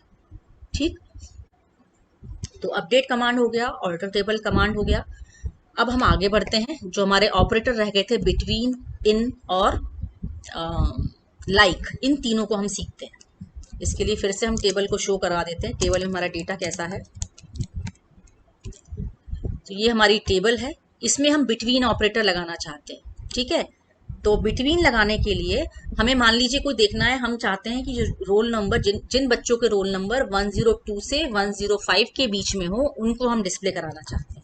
तो हम इसका कमांड कैसे लिख सकते हैं, select asterisk from student where, हम क्या चाह रहे थे कि रोल नंबर 103 से कितने बीच में हो, 105 तक के बीच में। तो हम इसको कैसे लिखेंगे कि रोल नंबर जो है it should be greater than or equal to 103 and roll number must be less than or equal to 105। तो हम रेंज बता रहे हैं कि 103 से 105 के बीच के जितने भी रोल नंबर्स हैं उसको डिस्प्ले कर दो। तो यहाँ मैंने रेंज लिख दी, तो आप देख सकते हैं कि 103 से 105 तक के रोल नंबर्स आ गए। ठीक है, इसी क्वेरी को यूजिंग बिटवीन ऑपरेटर भी हम लिख सकते हैं। तो बिटवीन यदि लगाएंगे तो कैसे लिखेंगे, वेयर रोल नंबर बिटवीन, ठीक है, बिटवीन 103 एंड 105। हमें दो बार रोल नंबर कॉलम को लिखने की जरूरत नहीं है। ये क्वेरी थोड़ी सिंप्लीफाई हो गई कि select asterisk from student where roll number between 103 and 105। तो आप देख सकते हैं सेम आउटपुट यहाँ पर शो हो रहा है। ठीक, तो ये तो हो गया हमारा बिटवीन ऑपरेटर। सेकेंड ऑपरेटर है इन ऑपरेटर। अब इन ऑपरेटर का यूज हम कब करते हैं, मान लीजिए आप चाहते हैं कि आगरा एंड इंदौर दोनों सिटी वाले बच्चे डिस्प्ले, तो ऐसे केस में आप क्या लिखेंगे, select asterisk from student where city equal to Gwalior, sorry Agra, और सिटी इक्वल टू इंदौर। ये दोनों सिटी के बच्चों की डिटेल्स हम चाहते हैं। तो हमने कहा कि ये तो सिटी आगरा हो या फिर सिटी इंदौर, दोनों को ही डिस्प्ले कर दो। इसने दोनों रिकॉर्ड्स को डिस्प्ले कर दिया। बट अब हम क्या चाह रहे हैं कि इसी क्वेरी को इन ऑपरेटर से यूज करें। इन ऑपरेटर का यूज करके कैसे लिखेंगे, सिटी इन। अब ये और सिंप्लीफाई हो जाएगी, सिटी इन जो लिस्ट है हम यहाँ पर दे सकते हैं कॉलम कॉमा के साथ में। तो हमने यहाँ जितनी भी बड़ी लिस्ट है, हो सकता है आगरा इंदौर के अलावा भी और सिटीज हैं, तो वो यहाँ पर हम मेंशन कर सकते हैं। तो इनमें से कोई भी सिटी होगी वो शो कर देगा, यानी आगरा इंदौर का शो हो गया। एक और तरीके से, जैसे मान लो हमें बीच बीच में से रैंडम लेना है, रोल नंबर रेंज में नहीं लेना, हमें 101 रोल नंबर चाहिए, 103 रोल नंबर चाहिए, 105 चाहिए, तो हम क्या लिख देंगे, वेयर रोल नंबर इन कौन से। अभी क्योंकि न्यूमेरिक वैल्यू है तो कोट्स में नहीं लिखेंगे, हमें चाहिए था 101 हो, 103 हो और 105 हो। तो जो लिस्टिंग में हम चाहते हैं वो यहाँ पर हमने दे दी। तो तीनों कंडीशन सेटिस्फाई करने वाले जो भी रिकॉर्ड हैं वो यहाँ पर शो हो गए। तो हमारा बिटवीन ऑपरेटर भी हो गया और इन ऑपरेटर भी हो गया। अब हमारा रहता है लाइक ऑपरेटर। ठीक, like is a pattern matching operator. Pattern matching का मतलब क्या है, जहां हमें पैटर्न मैच करने हो। पैटर्न कैसे मैच करने हो, फिर से मैं टेबल शो कर दूं, इसमें सिंगल टेबल शो कर देती हूँ। स्टूडेंट टेबल है। अब मान लीजिए हम चाहते हैं कि उन बच्चों के नाम डिस्प्ले करो जो ए से स्टार्ट होते हैं, तो ये पैटर्न को मैच कर रहे हैं। या हम उन बच्चों के को चाहते हैं जिनका नेम के लास्ट अक्षर ए हो, या फिर सेकेंड लेटर एल हो, या थर्ड लेटर एल हो, ऐसा कुछ हम पैटर्न मैचिंग करना चाहते हैं, then we use like operator. Like के साथ में हम दो ऑपरेटर यूज करते हैं। पहला करते हैं परसेंट सिंबल और दूसरा करते हैं अंडरस्कोर। परसेंट सिंबल का यूज कब करते हैं, जब हमें मल्टीपल कैरेक्टर्स को फाइंड करना हो, मतलब मल्टीपल कैरेक्टर्स को हमें बताना हो कि ए है, ए के बाद मल्टीपल हो सकते हैं, तो हम परसेंट यूज करेंगे। और अंडरस्कोर रिप्रेजेंट करता है सिंगल लेटर। इसको हम एग्जांपल से समझते हैं। सपोज आप चाहते हैं कि उन बच्चों की लिस्ट डिस्प्ले करें जिन बच्चों के नाम का पहला अक्षर ए हो। तो हम लिखेंगे select asterisk from student, condition क्या थी, जिनका नाम का पहला लेटर। अब यहाँ पर हम इक्वल टू नहीं लगाएंगे, हम लाइक लिखेंगे। लाइक सिंगल कोट्स में पहला लेटर ए होना चाहिए, तो हमने पहला लेटर ए लिख दिया, और ए के बाद कुछ भी हो सकता है तो हमने लिख दिया परसेंट, क्योंकि परसेंट मल्टीपल कैरेक्टर्स को रिप्रेजेंट करता है, यानी कि 0 और मोर। ए के बाद 0 कैरेक्टर्स भी हो सकते हैं और मोर भी हो सकते हैं, कितने भी हो सकते हैं। तो मैंने लिख दिया लाइक ए परसेंट। तो आप देख सकते हैं अभय और आभा दोनों ही ए से स्टार्ट होने वाले हैं, तो इसमें डिस्प्ले हुआ है। अब यदि हमें ऐसे करना होता कि एंड ए से हो रहा हो, उन्हें डिस्प्ले करो, तो हम क्या कर देंगे, ए एंड में लगा देंगे। ठीक, एंटर कर दिया। अब ए से एंड होने वाले हमें 4 नाम मिल रहे हैं, सुलभा, नताशा, आभा एंड निशा। आई होप ये क्लियर हो रहा होगा आपको। अब ऐसी भी क्वेरी बचती है कि उन बच्चों के नाम डिस्प्ले करो या उन बच्चों की लिस्ट डिस्प्ले करो जिनके नाम का मैं क्वेरी में देख लेती हूँ।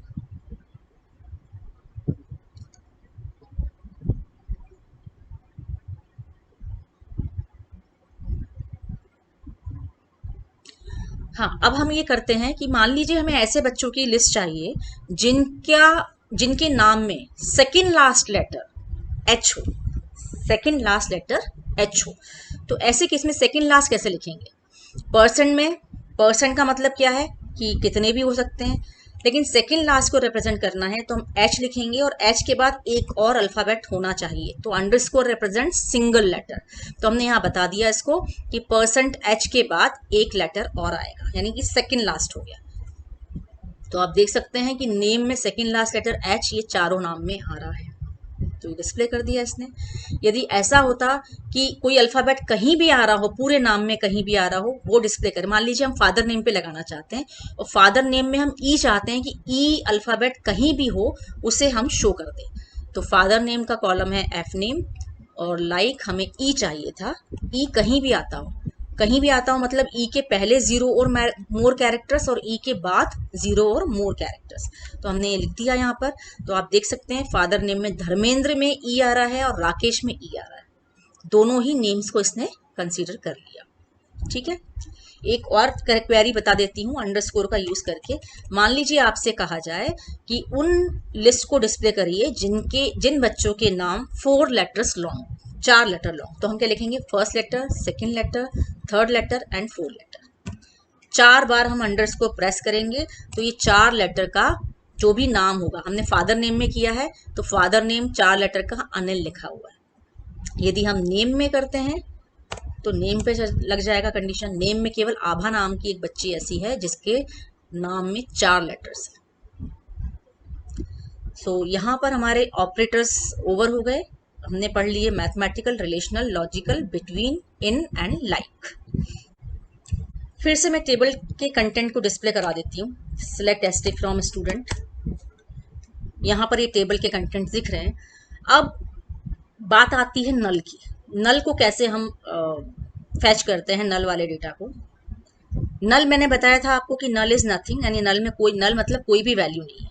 मान लीजिए आप चाहते हैं जिनकी फीस मेंशन नहीं है उन रिकॉर्ड्स को आप डिस्प्ले कराना चाहते हैं, जिनकी फीस नहीं बताई गई है। तो ऐसे केस में हम क्या कर सकते हैं, select asterisk from student where fees equal to null नहीं लिखेंगे बल्कि फीस इज नल लिखेंगे। ये आपको याद रखना है क्योंकि कई बार क्वेरी ऐसी आ जाती है कि आपको क्वेरी लिख के दी जाती है और कहा जाता है कि इस क्वेरी में एरर आ रही है तो इसको रेक्टिफाई करिए, और वो क्वेरी में एरर क्या होती है, इस की जगह पर इक्वल टू लगा होता है। तो आपको ये पता होना चाहिए कि इज अलाउड होता है, इक्वल टू अलाउड नहीं होता नल के साथ में। तो आपने लिखा select asterisk from student where fees is null. तो यहाँ देख सकते हैं कि 2 बच्चों के फीस में नल था, उसने 2 रिकॉर्ड्स को डिस्प्ले कर दिया। ठीक है, अब यदि हमें इससे क्वेरी लिखनी है कि उन बच्चों की डिटेल डिस्प्ले करो जिनकी फीस लग रही है, जिनकी फीस नोन है ना, नोन है मतलब जिसमें नल नहीं है, तो ऐसे केस में हम लिखेंगे is not null. Is null और इज नॉट नल, ये दो टर्म लर्न कर लीजिए आप। तो ये हो गया इज नॉट नल। तो जहां नल नहीं है वो फीस रिकॉर्ड, उन फीस के डिटेल्स आ गए। तो यहाँ पर हमने नल और नॉट नल भी सीख लिया। अब हमारे कमांड्स बचते हैं ड्रॉप। ड्रॉप क्या करता है? ड्रॉप करता है डेटाबेस को डिलीट करता है या टेबल को डिलीट करता है। तो इस डेटाबेस को तो मैं डिलीट नहीं कर रही अभी, हम दूसरा कोई डेटाबेस देख लेते हैं जो यूजलेस है, उसको हम डिलीट करके देखते हैं। Sorry, show databases. तो यहाँ पर मुझे ये WWE कुछ लिखा हुआ दिख रहा है, ये ऐसे ही बना हुआ डेटाबेस है, तो इसको हमें डिलीट करना है। Then we write drop database और फिर डेटाबेस का नाम, database name is WWE। So आ गया क्वेरी ओके, 0 रोज अफेक्टेड। ठीक, अब तो ये डेटाबेस की लिस्ट आ गई, इसमें से हम कोई डेटाबेस चूज कर लेते हैं। सपोज टेस्ट नाम का डेटाबेस हम ले लेते हैं। टेस्ट, यूज टेस्ट कर लिया। इसमें देख लेते हैं कौन सी टेबल्स बनी हुई है। शो टेबल्स, एम्प्टी सेट है। 11C ले लेते हैं।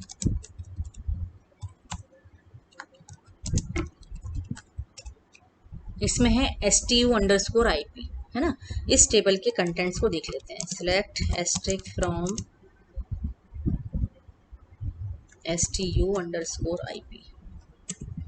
हाँ, इसमें 2 रोज हैं, उसमें से हम कोई एक रो को डिलीट करना चाहते हैं, तो हम डिलीट कर सकते हैं। डिलीट फ्रॉम STU_IP वेयर, कोई कंडीशन लगा देते हैं, like F name equal to Mohan.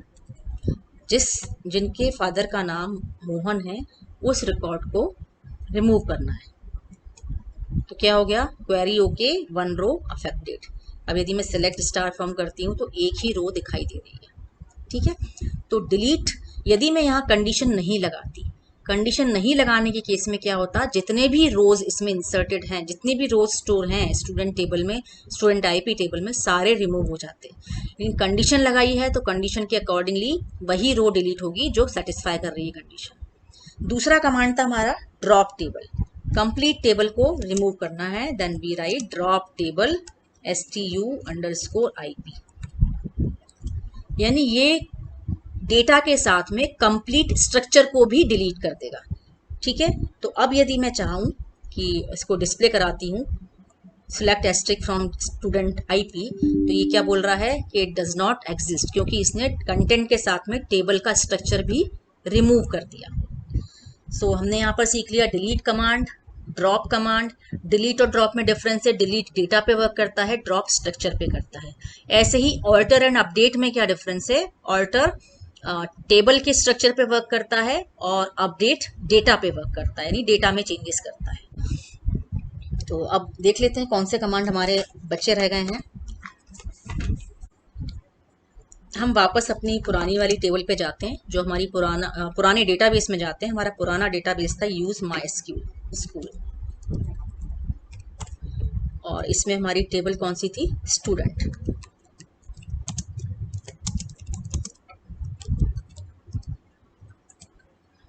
अब स्टूडेंट टेबल पर हम क्या करके देखना चाहते हैं? हम एलियास नेम को शो करना चाहते हैं।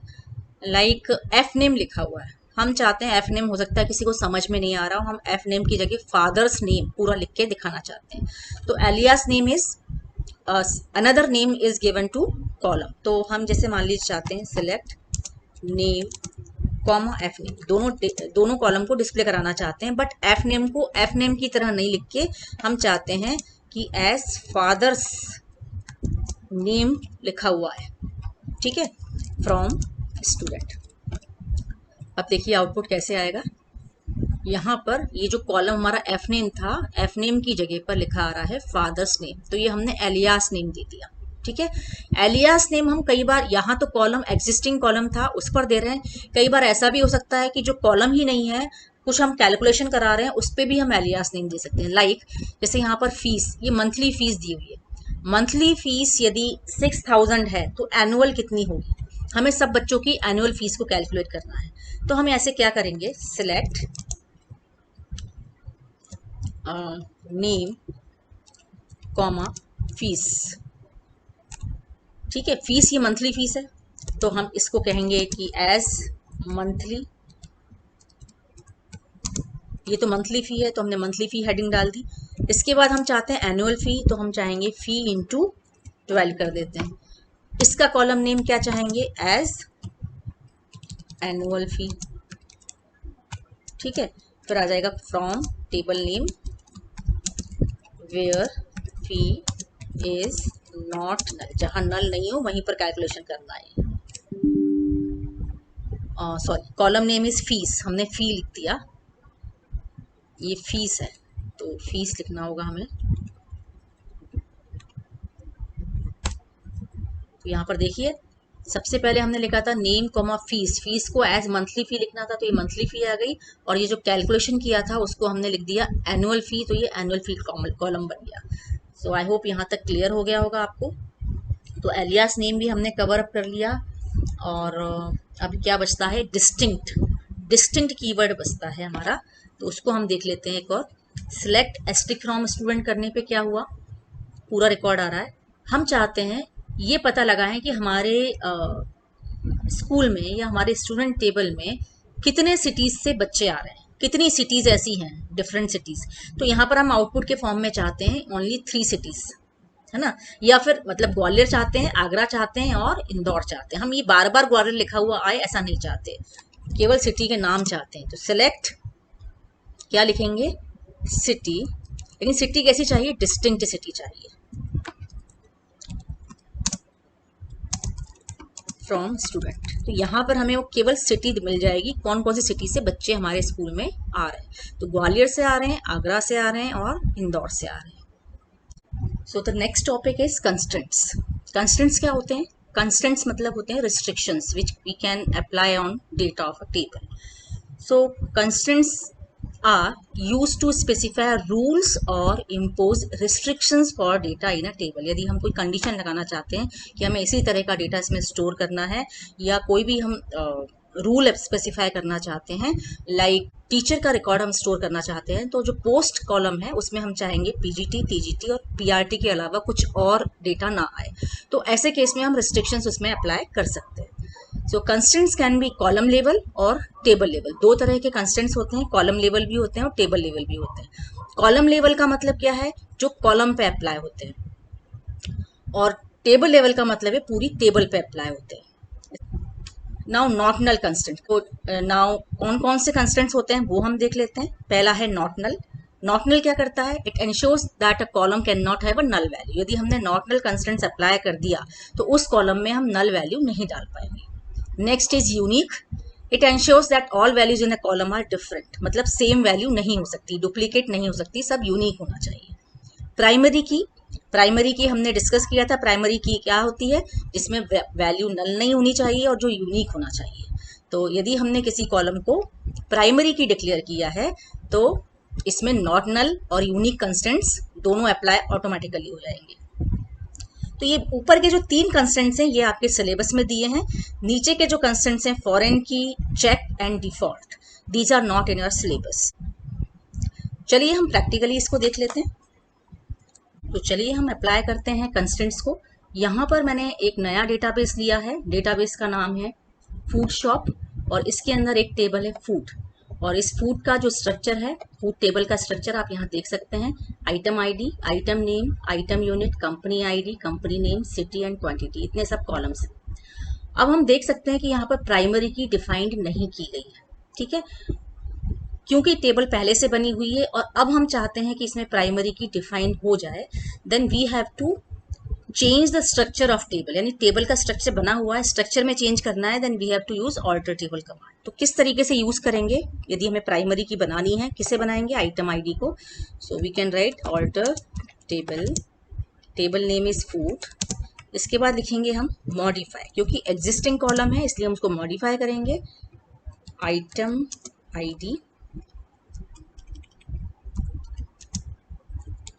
साइज चाहें तो बढ़ा भी सकते हैं, मान लीजिए हमें 3 लेना है, एंड इसको बनाना है हमें प्राइमरी की, ठीक। नाउ क्वेरी ओके, 10 रोज अफेक्टेड। यदि अब हम डिस्क्राइब करके देखें तो हमें दिखेगा कि item ID is become primary की ऑफ दिस टेबल। ठीक, तो यदि हमें चेंजेस करने हैं ऑल्टर टेबल के थ्रू और प्राइमरी की बनानी है तो हम ऐसे बना सकते हैं। एक पॉइंट और आपको याद रखना है कि एक टेबल में, एक सिंगल टेबल में मल्टीपल प्राइमरी की नहीं हो सकती, एक से ज़्यादा प्राइमरी की नहीं हो सकती। तो इसका भी हम प्रूफ देख लेते हैं।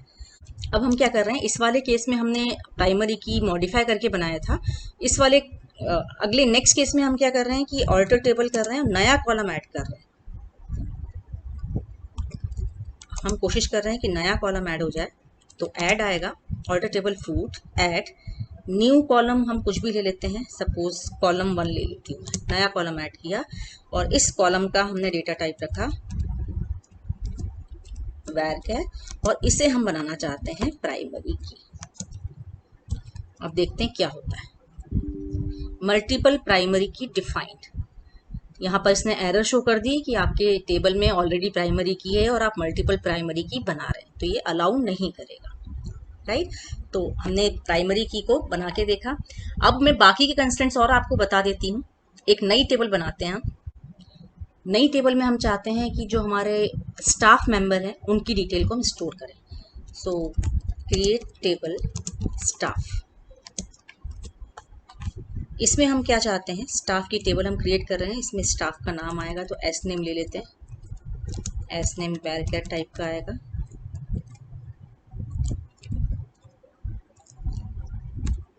सपोज स्टाफ का आईडी भी है, तो स्टाफ का आईडी हम लेना चाहते हैं एज प्राइमरी की, तो हम यहीं पर टेबल क्रिएट करते समय भी प्राइमरी की डिफाइन कर सकते हैं। अब हम चाहते हैं कि स्टाफ का होम टाउन स्टोर करें। होम टाउन स्टोर कराते समय हम इसमें एक कंस्टेंट लगाएंगे, डिफॉल्ट। डिफॉल्ट कंस्टेंट कौन सा होता है, हालांकि आपके सिलेबस में नहीं है लेकिन फिर भी बता देती हूँ। डिफॉल्ट कंस्टेंट का मतलब है कि यदि कोई यूज़र इसमें वैल्यू नहीं डाल रहा है तो ये डिफॉल्ट वैल्यू को स्टोर कर लेगा। तो हमने डिफॉल्ट रख लिया ग्वालियर सैलरी। सैलरी हमने ली और हमें पता है कि जो सैलरी है, यदि कोई एम्प्लॉय हो तो उसकी सैलरी भी होगी, तो इसको ब्लैंक नहीं छोड़ना है। तो हम इस पर कंस्टेंट अप्लाई कर सकते हैं, नॉट नल। ठीक, नाउ एक और कॉलम हमें लेना है जिसे हमें बनाना है यूनिक। सपोज हम इसका आधार आईडी ले रहे हैं। हमें पता है कि आधार आईडी कभी भी रिपीटेड नहीं होता, तो आधार आईडी जो हम ले रहे हैं इसको हमने ले लिया यूनिक।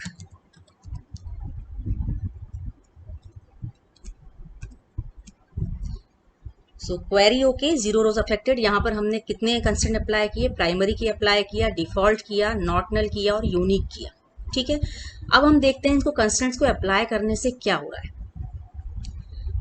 सबसे पहले तो हमें दिख रहा है स्टाफ आईडी में प्राइमरी की लिया हुआ है, होम टाउन में डिफॉल्ट लिया हुआ है, सैलरी में नॉट नल लिया हुआ है, आधार आईडी में यूनिक लिया। हम एक एक करके इनको ब्रेक करने की कोशिश करेंगे। पहले हम रिकॉर्ड इंसर्ट कर देते हैं, इंसर्ट इनटू स्टाफ वैल्यूज। पहले तो हम सारा एक रिकॉर्ड कंप्लीट डालते हैं। एस नेम हमने डाल दिया राज, स्टाफ आईडी प्राइमरी की है और इंटीजर है, तो सपोज स्टाफ आईडी 101 है। Then home town Indore. Then salary मैंने लिख दिया 10,000। देन आधार आईडी एक हमने गलती कर दी कि इसमें varchar होना चाहिए थे, इंटीजर ले लिया। चलिए कोई बात नहीं, अभी तो हम केवल समझने के लिए ले रहे हैं, तो हम कोई भी आधार आईडी के तौर पे डाल देते हैं। तो ये हमारा डेटा हो गया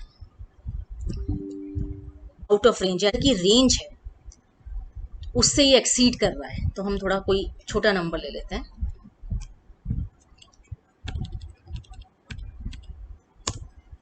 ये हमने आधार आईडी डाल दिया।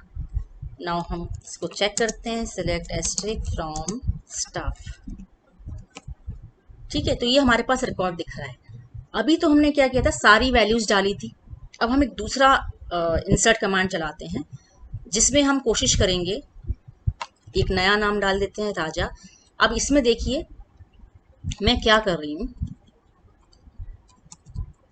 मैंने जो एम्प्लॉय स्टाफ कोड है, स्टाफ आईडी है, ये हमने प्राइमरी की लिया है। प्राइमरी की कंडीशन है कि वो यूनिक होना चाहिए, और ये हम डुप्लीकेट डाल रहे हैं, मतलब 101 को अगेन डाल रहे हैं। तो ऐसे केस में इसको मैं चेंज कर देती हूँ, इसको 2 कर देती हूँ।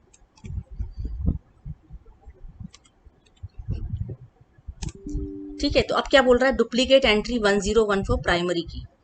क्लियर उसने बता दिया कि आप प्राइमरी की में डुप्लीकेट एंट्री डाल रहे हैं, तो वो अलाउ नहीं करेगा। तो इस तरीके से हम कंस्ट्रेंट्स को अप्लाई कर सकते हैं। तो अब हम 2 डालेंगे तो ये अलाउ कर देगा। ठीक, तीसरा कंस्ट्रेंट हमने क्या लगाया था, डिफॉल्ट।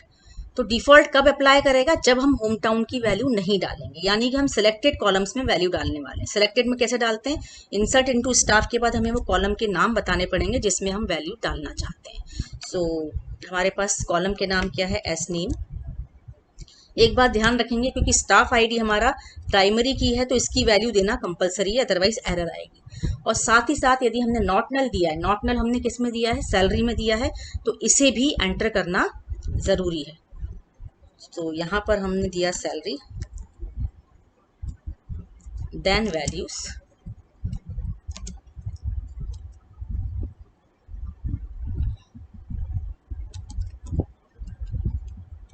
यहाँ अचल दे दिया, स्टाफ आईडी हमने 103 दे दिया, और सिटी हम नहीं डाल रहे हैं, यहाँ हमने इसको डाल दिया, और ये भी नहीं डाला हमने।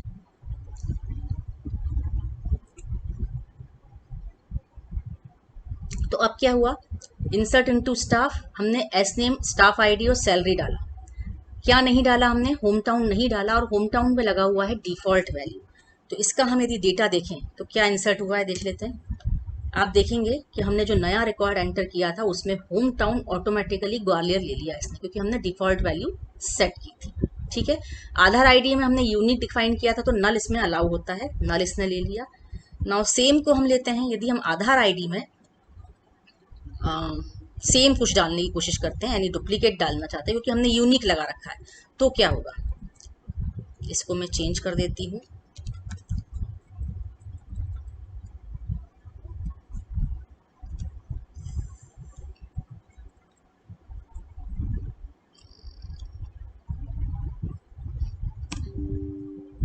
अब क्या बोल रहा है, डुप्लीकेट एंट्री 1-2 ये फॉर की आधार आईडी, क्योंकि उसमें हमने यूनिक डिफाइन किया था तो वो इसे भी अलाउ नहीं करेगा।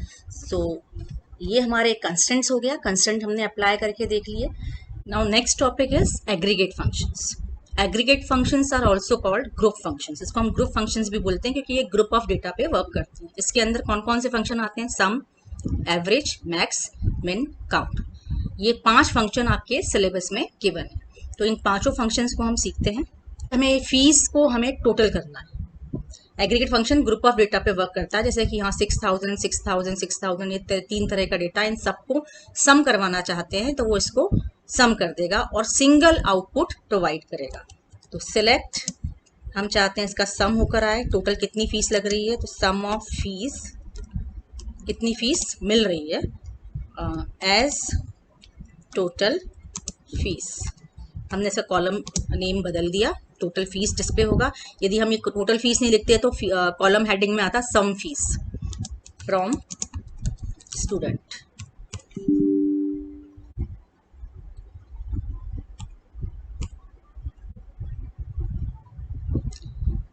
सो हम यहाँ देख सकते हैं कि यहाँ स्पेस टाइप हो गया था, तो स्पेस में उसने एरर दे दी, हमें स्पेस टाइप नहीं करना है। तो sum of fees as total fees from student.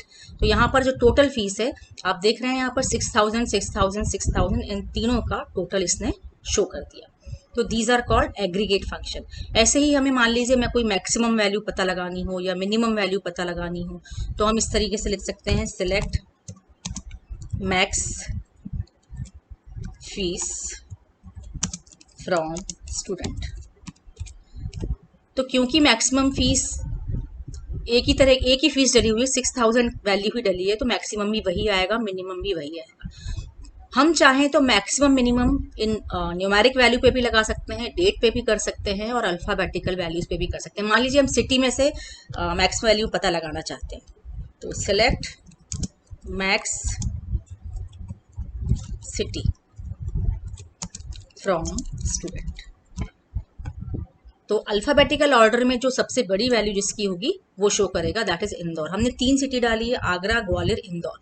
तो अल्फ़ाबेटिकल ऑर्डर में इंदौर सबसे बाद में आता है, इसलिए इसको मैक्स बता रहा है। यदि मैं इसको लिखती मिन, तो मिन में क्या आना चाहिए, आगरा, तो इसका आउटपुट आगरा आ गया। तो इन फंक्शंस को हम किसी भी डेटा टाइप पे अप्लाई कर सकते हैं। डेट डेटा टाइप पे हम चाहते हैं तो उसको भी कर सकते हैं। सिलेक्ट मैक्स, हम डेट ऑफ बर्थ को चाह रहे हैं, मैक्सिमम डेट ऑफ बर्थ निकालना चाह रहे हैं फ्रॉम स्टूडेंट। तो अब यहाँ थोड़ा सा आपको ध्यान रखना है कि मैक्स डीओबी किस हिसाब से आ रही है। आप देखिए मैक्स डेट ऑफ बर्थ क्या आया है, 2002-9-3। हम एक बार डेटा देख लें क्या है।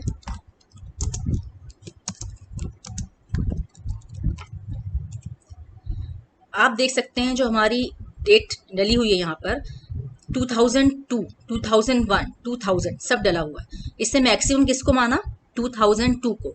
ये एज वाइज नहीं ले रहा है, सिंपल से इसकी वैल्यू वाइज ले रहा है। तो वैल्यू के हिसाब से 2002 सबसे बड़ा है ना। यदि हम इसमें से मिनिमम निकालते, मिनिमम डीओपी, तो मिनिमम कौन सी आ गई, 2008। अब देखिए 2000 में भी 2 वैल्यू दिख रही है, 2000 में नवंबर 5 है और 2000 में अगस्त 8 है। तो अगस्त की जो वैल्यू है वो सबसे छोटी हो गई, इसलिए उस हिसाब से उसने शो कर दिया। भी डेटा टाइप का कॉलम हो आप उस पर ये फंक्शंस अप्लाई कर सकते हैं। तो अब एक फंक्शन और बचा है, that is count. Select count. Count किस लिए होता है, कोई भी नंबर ऑफ वैल्यूज काउंट करना है, ठीक है। जैसे मान लीजिए आप चाहते हैं कि ग्वालियर में रहने वाले कितने स्टूडेंट्स हैं, ये आप चाहते हैं। तो आपने क्या लिखा, count star from student where city is equal to Gwalior. जो ग्वालियर में रहने वाले हैं उनको आप काउंट करना चाहते हैं, तो उसकी काउंटिंग, अगेन मैंने स्पेस टाइप कर दिया काउंट के बाद में, तो यहाँ से स्पेस में रिमूव कर देती हूँ। तो क्या आ गया, काउंट की वैल्यू आ गई 3, ठीक है। तो यहाँ पर आप देखेंगे क्योंकि हमने कंडीशन लगाई थी ग्वालियर, उस हिसाब से इसने काउंट किया। यदि मैं कंडीशन नहीं लगाती तो क्या करता, ये सभी कुछ काउंट कर लेता, यानी टोटल हमारे पास कितनी सिटीज दिख रही है, 1 2 3 4 5, ये सबको काउंट कर लेगा। इसका आउटपुट 5 आ गया। और यदि हम चाहते हैं कि कितनी डिफरेंट सिटीज से बच्चे आते हैं हमारे पास, केवल वो काउंट करना है, तो हम क्या कर सकते हैं इसमें, डिस्टिंक्ट सिटी, डिस्टिंक्ट सिटी, यानी सिटी को वो कंसीडर करेगा मगर उसमें से डिस्टिंक्ट वैल्यू लेगा, डुप्लीकेट वैल्यूज को हटाकर फिर काउंट करेगा। तो देयर आर 3 सिटीज, तो उसकी काउंटिंग कर दी इसने 3, राइट। तो ये हमारे हो गए एग्रीगेट फंक्शंस। इसके बाद आता है group by clause. Group by के लिए फिर से हम टेबल देख लेते हैं कैसी टेबल है। अब ग्रुप बाय कब होता है, जब हमें सिमिलर डेटा की ग्रुपिंग करना, ठीक है, सिमिलर डेटा की ग्रुपिंग करनी हो। जैसे यहाँ पर आप देख सकते हैं कास्ट दी हुई है, जनरल के 2 बच्चे हैं, एससी के 2 बच्चे हैं, ये तो केवल 5 बच्चे हैं, इसलिए हमें समझ में तुरंत आ रहा है। मान लीजिए थाउजेंड्स ऑफ स्टूडेंट्स होते तो ये काउंटिंग करना बहुत डिफिकल्ट होता। तो ऐसे केस में आप चाहते हैं जनरल की काउंटिंग अलग हो जाए, एससी की काउंटिंग अलग हो जाए, तो ऐसे केस में आप क्या करेंगे, ग्रुप बाय का यूज करेंगे। आप चाहते हैं ग्रुपिंग हो जाए सिमिलर डेटा की, तो आप कैसे करेंगे, select count star from student, ठीक है। अब ग्रुपिंग किस पे करनी है हमें, ग्रुप बाय क्लॉज हमें ऐड करना होगा। ग्रुपिंग किस पे करनी है, कास्ट पर, क्योंकि सिमिलर कास्ट को हम चाहते हैं वो ग्रुप करके और फिर काउंट करें। तो हमने लिखा ग्रुप बाय कास्ट, क्या आ गया, 2 और 3। लेकिन हमें ये नहीं समझ में आ रहा कि 2 किसकी वैल्यू है और 3 किसकी वैल्यू है। तो हम क्या चाहेंगे कि जो हमने काउंटिंग की है उसके साथ में कास्ट भी डिस्प्ले हो। तो हम क्या लिख सकते हैं, काउंट के पहले कास्ट, जिससे कि आउटपुट प्रॉपर दिखाई दे।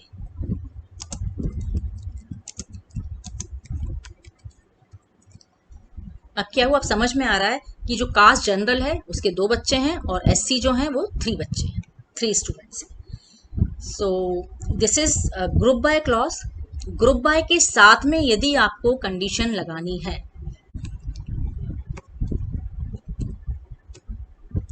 अब हम क्या कर रहे हैं यहाँ पर कि हम कास्ट और उसकी काउंटिंग कर रहे हैं, लेकिन केवल उन्हीं की काउंटिंग करनी है जहां पर कास्ट एससी हो, यानी बाकी सबकी काउंटिंग नहीं करनी। तो ऐसे में हम जो कंडीशन लगाना चाहते हैं उसको हम लिखेंगे विथ हैविंग। वेयर की जगह पे हम हैविंग क्लॉज का यूज करते हैं। यहाँ पर आ गया एससी कास्ट के 3 स्टूडेंट हैं, ठीक। सो यहाँ पर हमारा हो गया group by, having clause and aggregate functions. Now order by is left. Order by क्या करता है? ऑर्डर बाय रिकॉर्ड्स को अरेंज करता है in particular order, either in ascending or descending. Like select asterisk from student, और आप arrange करना चाहते हैं रिकॉर्ड्स को सिटी वाइज, तो आप क्या लिखेंगे? ऑर्डर बाय सिटी, यानी सिटी में जो अल्फाबेटिकल ऑर्डर है उस हिसाब से आप बच्चों के रिकॉर्ड्स को अरेंज करना चाहते हैं। तो आपने लिखा select asterisk from student order by city. तो आप देख सकते हैं आगरा वाले पहले आ गए बच्चे, उसके बाद ग्वालियर के, देन इंदौर के, ठीक। तो ये बाय डिफॉल्ट असेंडिंग ऑर्डर में अरेंज कर रहा है, ठीक है, अल्फाबेटिकल ऑर्डर में छोटे से बड़ा। अब हमें अपोजिट डायरेक्शन में करना हो, मतलब डिसेंडिंग ऑर्डर में करना है, then we have to write DESC। इसी सेम कमांड के आगे DESC लिखने से क्या होगा? अपोजिट डायरेक्शन में आ जाएगा, मतलब अपोजिट ऑर्डर में रिकॉर्ड्स आ जाएंगे, यानी इंदौर पहले आ गया और आगरा सबसे बाद में। तो आप यहाँ देख रहे हैं कि यहाँ हमने कुछ भी मेंशन नहीं किया था, तो बाय डिफॉल्ट ऑटोमेटिकली इसने असेंडिंग ऑर्डर में किया। डिसेंडिंग के लिए हमें लिखना जरूरी है। हम चाहें तो असेंडिंग के लिए भी लिख सकते हैं। यदि असेंडिंग हम लिखना चाहते हैं तो ASC लिखेंगे, और ASC लिखने पर भी असेंडिंग ऑर्डर में आएगा। तो आई होप SQL कमांड्स आपको क्लियर हो गए होंगे। कोई भी डाउट है तो आप कमेंट सेक्शन में लिख के पूछ सकते हैं। Next topic is joins. Joins means when we are retrieving data from more than one table, एक से ज्यादा टेबल से हम डेटा को रिट्रीव करते हैं, एक्सेस करते हैं, फेच करते हैं, then it is known as join. तो 3 तरह के जॉइन आपके सिलेबस में गिवन है। Cartesian product on 2 tables, equi join and natural join. तो आइए हम प्रैक्टिकली समझते हैं इन तीनों जॉइंस को। जॉइंस को समझने के लिए मैंने यहाँ 2 टेबल्स ली है। एक टेबल आपको दिख रही है बुक स्टॉक, और दूसरी टेबल है बुक्स। तो आप यहाँ देख सकते हैं कि बुक्स में जो डेटा दिया है, book number, book name, author, publisher and date of purchase, और बुक स्टॉक में है book number, quantity, price, 3 data दिए हुए हैं। तो ये जो कॉमन कॉलम है दैट इज बुक नंबर, ये दोनों कॉलम कॉमन है, यानी यहाँ पर कंसेप्ट होता है प्राइमरी की और फॉरेन की का, यानी book number is in books table is primary key and here in book stock it is foreign key. तो अब यहाँ पर हम जॉइन यूज करने वाले हैं। सबसे पहले हम बात करते हैं कार्टेशियन प्रोडक्ट की। तो कार्टेशियन प्रोडक्ट क्या करता है? कार्टेशियन प्रोडक्ट क्या करता है? मान लीजिए आपके पास 2 टेबल है, ये टेबल 1 है और ये टेबल 2 है। इसमें 2 कॉलम है C1 एंड C2, इसमें 3 कॉलम है C3, C4 एंड C5। यहाँ पर कुछ डेटा है 1 2 3 ABC, यहाँ पर है XYZ या XY ले लेते हैं, PQ and small AB suppose. तो ये 2 टेबल है हमारे पास। दोनों टेबल पे जब हम कार्टेशियन प्रोडक्ट करेंगे तो कार्टेशियन प्रोडक्ट को हम शो करते हैं क्रॉस सिंबल से। यदि इस तरह से 2 टेबल के नाम लिखे हों और बीच में एक क्रॉस सिंबल लगा हो तो वी कैन से कि we are doing cartesian product. अब कार्टेशियन प्रोडक्ट क्या होता है कि जो पहली टेबल है, पहली टेबल की हर रो का मल्टीप्लिकेशन होता है दूसरी टेबल की हर रो से। मीन्स पहले 1A का इससे होगा, फिर 1A का इससे होगा, यानी output will be 1A X P A। फिर दूसरा आउटपुट होगा 1A Y Q B। फिर टेबल 1 से सेकेंड रो लेंगे तो 2B X P Q, फिर 2B Y Q B। इसी तरीके से थर्ड रो लेंगे तो 3C, थर्ड रो का इन दोनों के साथ कॉम्बिनेशन बनेगा XP A and 3 C Y Q B. तो this is the result of cartesian product, यानी इसमें क्या हुआ है T1 इंटू T2। आउटपुट में आप नोटिस कर सकते हैं कि यहाँ आउटपुट में यहाँ पर कितनी रोज थी 3 और यहाँ कितनी थी 2। तो इसका जो आउटपुट है दैट इज 3 इंटू 2, 6 रोज का आउटपुट मिल गया, 1 2 3 4 5 6।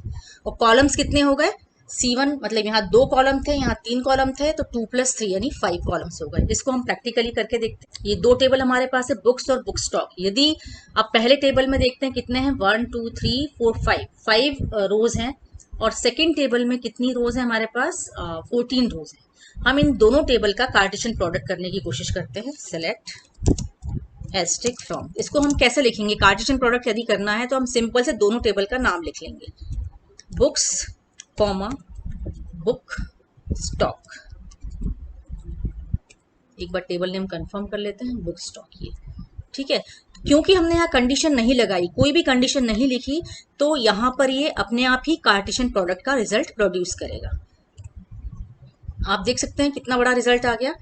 और थोड़ा इसको नोटिस करें तो पहली टेबल की पहली रो C++, अरोरा, धनपत राय, और ये डेट ऑफ परचेज लिया, इसका कॉम्बिनेशन बनाया बुक नंबर। पहले वाले टेबल में कितनी रोज थी, देखिए 5 रोज थी पहली टेबल में, तो ये इस रो का C++ अरोरा का ये 5 रोज के संग कॉम्बिनेशन बना। तो आप यहाँ देख सकते हैं पहले जो रो है इनका कॉम्बिनेशन इन 5 रोज से बना, उसके बाद नेक्स्ट में सेकंड रो का कॉम्बिनेशन इन वापस से इन 5 के साथ बना। ऐसे करके ये मल्टीप्लाई होके कार्टेशियन प्रोडक्ट का रिजल्ट आ जाएगा। तो कई बार क्वेश्चन पेपर में ये भी पूछा जाता है, 2 टेबल गिवन होती है और पूछा जाता है कि यदि हम इसका कार्टेशियन प्रोडक्ट करें तो what would be the degree and cardinality of the output. तो ऐसे केस में आप देख रहे हैं कि ये 70 रोज का आउटपुट आया, यानी 70 रोज मीन 70 कार्डिनलिटी हो गई, और इसकी जो डिग्री है वो 1 2 3 4 5 6 7 8। तो आप क्या करेंगे, सिंपल तरीका क्या है कि पहली टेबल के कॉलम्स को प्लस कर देंगे दूसरी टेबल के कॉलम्स में, तो वो उसकी डिग्री हो जाएगी। एंड रोज निकालने के लिए पहली टेबल की रोज को मल्टीप्लाई करेंगे दूसरी टेबल की रोज से, तो डायरेक्ट हम आउटपुट बता सकते हैं कि हाँ इतना आउटपुट आएगा, तो इतनी इसकी कार्डिनलिटी होगी। ठीक, तो ये तो हमारा हो गया कार्टेशियन प्रोडक्ट जहां पर हमने कंडीशन नहीं लगाई। लेकिन यदि हम कंडीशन लगा देते हैं, कंडीशन कैसे लगाएंगे, ये हमारी 2 टेबल थी, हम वापस दोनों टेबल पे जाते हैं। आप देखेंगे, मान लीजिए आपसे ये कहा जा रहा है कि C++ की बुक की डिटेल अलॉन्ग विथ प्राइस बताइए। तो C++ की डिटेल जो है वो तो यहाँ दी है, C++, अरोरा, धनपत राय ये दिया हुआ, लेकिन इसकी जो प्राइस है वो इस वाली टेबल में दी है। तो हम ये देखना चाहेंगे कि C++ की प्राइस कितनी है, तो हम कैसे देखेंगे, C++ का कोड देखेंगे 1, और इस 1 को देखने के लिए हम कहाँ जाएंगे, इस वाले 1 पे, और इस 1 के आगे हमने यहाँ लिखी हुई है प्राइस इज 250, यानी इसको इससे हमें लिंक करना पड़ेगा based on the common column. तो common column is book number. तो हम इस तरह की क्वेरी को लिखना चाहेंगे तो कैसे लिखेंगे, select asterisk from books comma book stock, यहाँ लगाएंगे कंडीशन वेयर जो पहली टेबल है बुक्स डॉट BNO, यानी पहली टेबल का जो कॉलम है BNO it should be equal to book stock dot BNO, मतलब बुक्स टेबल का BNO बराबर होना चाहिए बुक स्टॉक के BNO से। तो ऐसे केस में I think column name is B_NO है, इसलिए वो एरर दे रहा है। चलिए B_NO कर लेते हैं।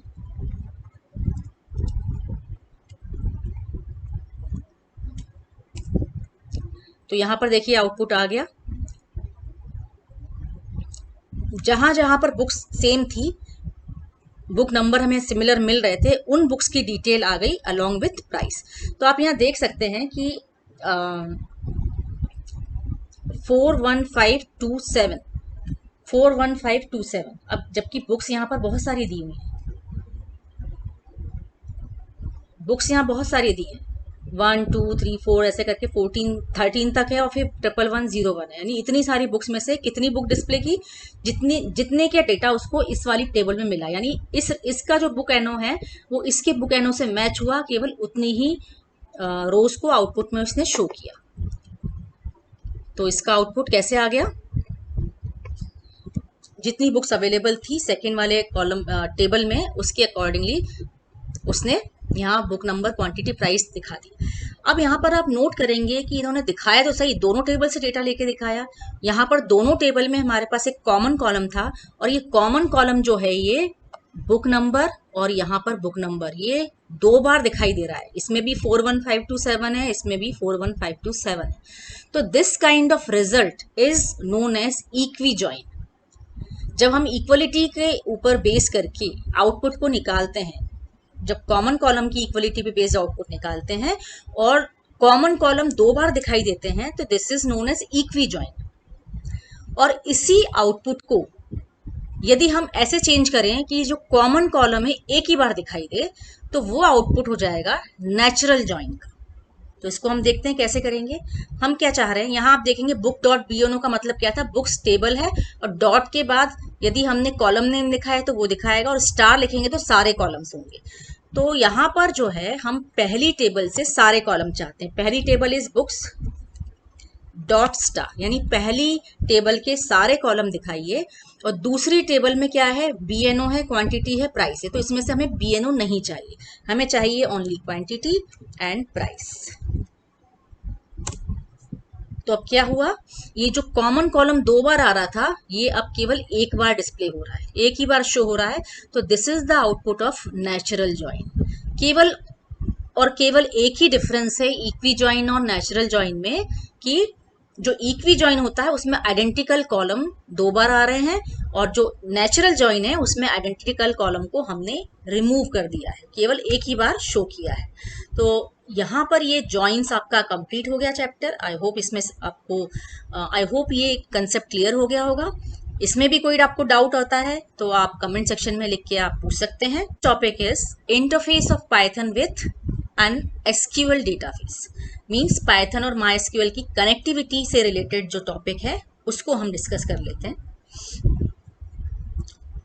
पहले तो हम समझते हैं कि कनेक्टिविटी की जरूरत क्यों पड़ती है ना। कनेक्टिविटी के लिए हमने एक एग्जांपल लिया यहाँ पर कि मान लीजिए कि हम आइटम का स्टॉक मेंटेन कर रहे हैं, कहीं कोई सॉफ्टवेयर के थ्रू मेंटेन किया जा रहा है। तो जनरली आप क्या करते हैं, उन आइटम्स को जब आप एंटर करते हैं, ऐसा कोई एक इंटरफेस दिखता है आपको, ये जो इंटरफेस है ये इंटरफेस दिख रहा है, इस इंटरफेस के थ्रू आप एंट्री करते हैं।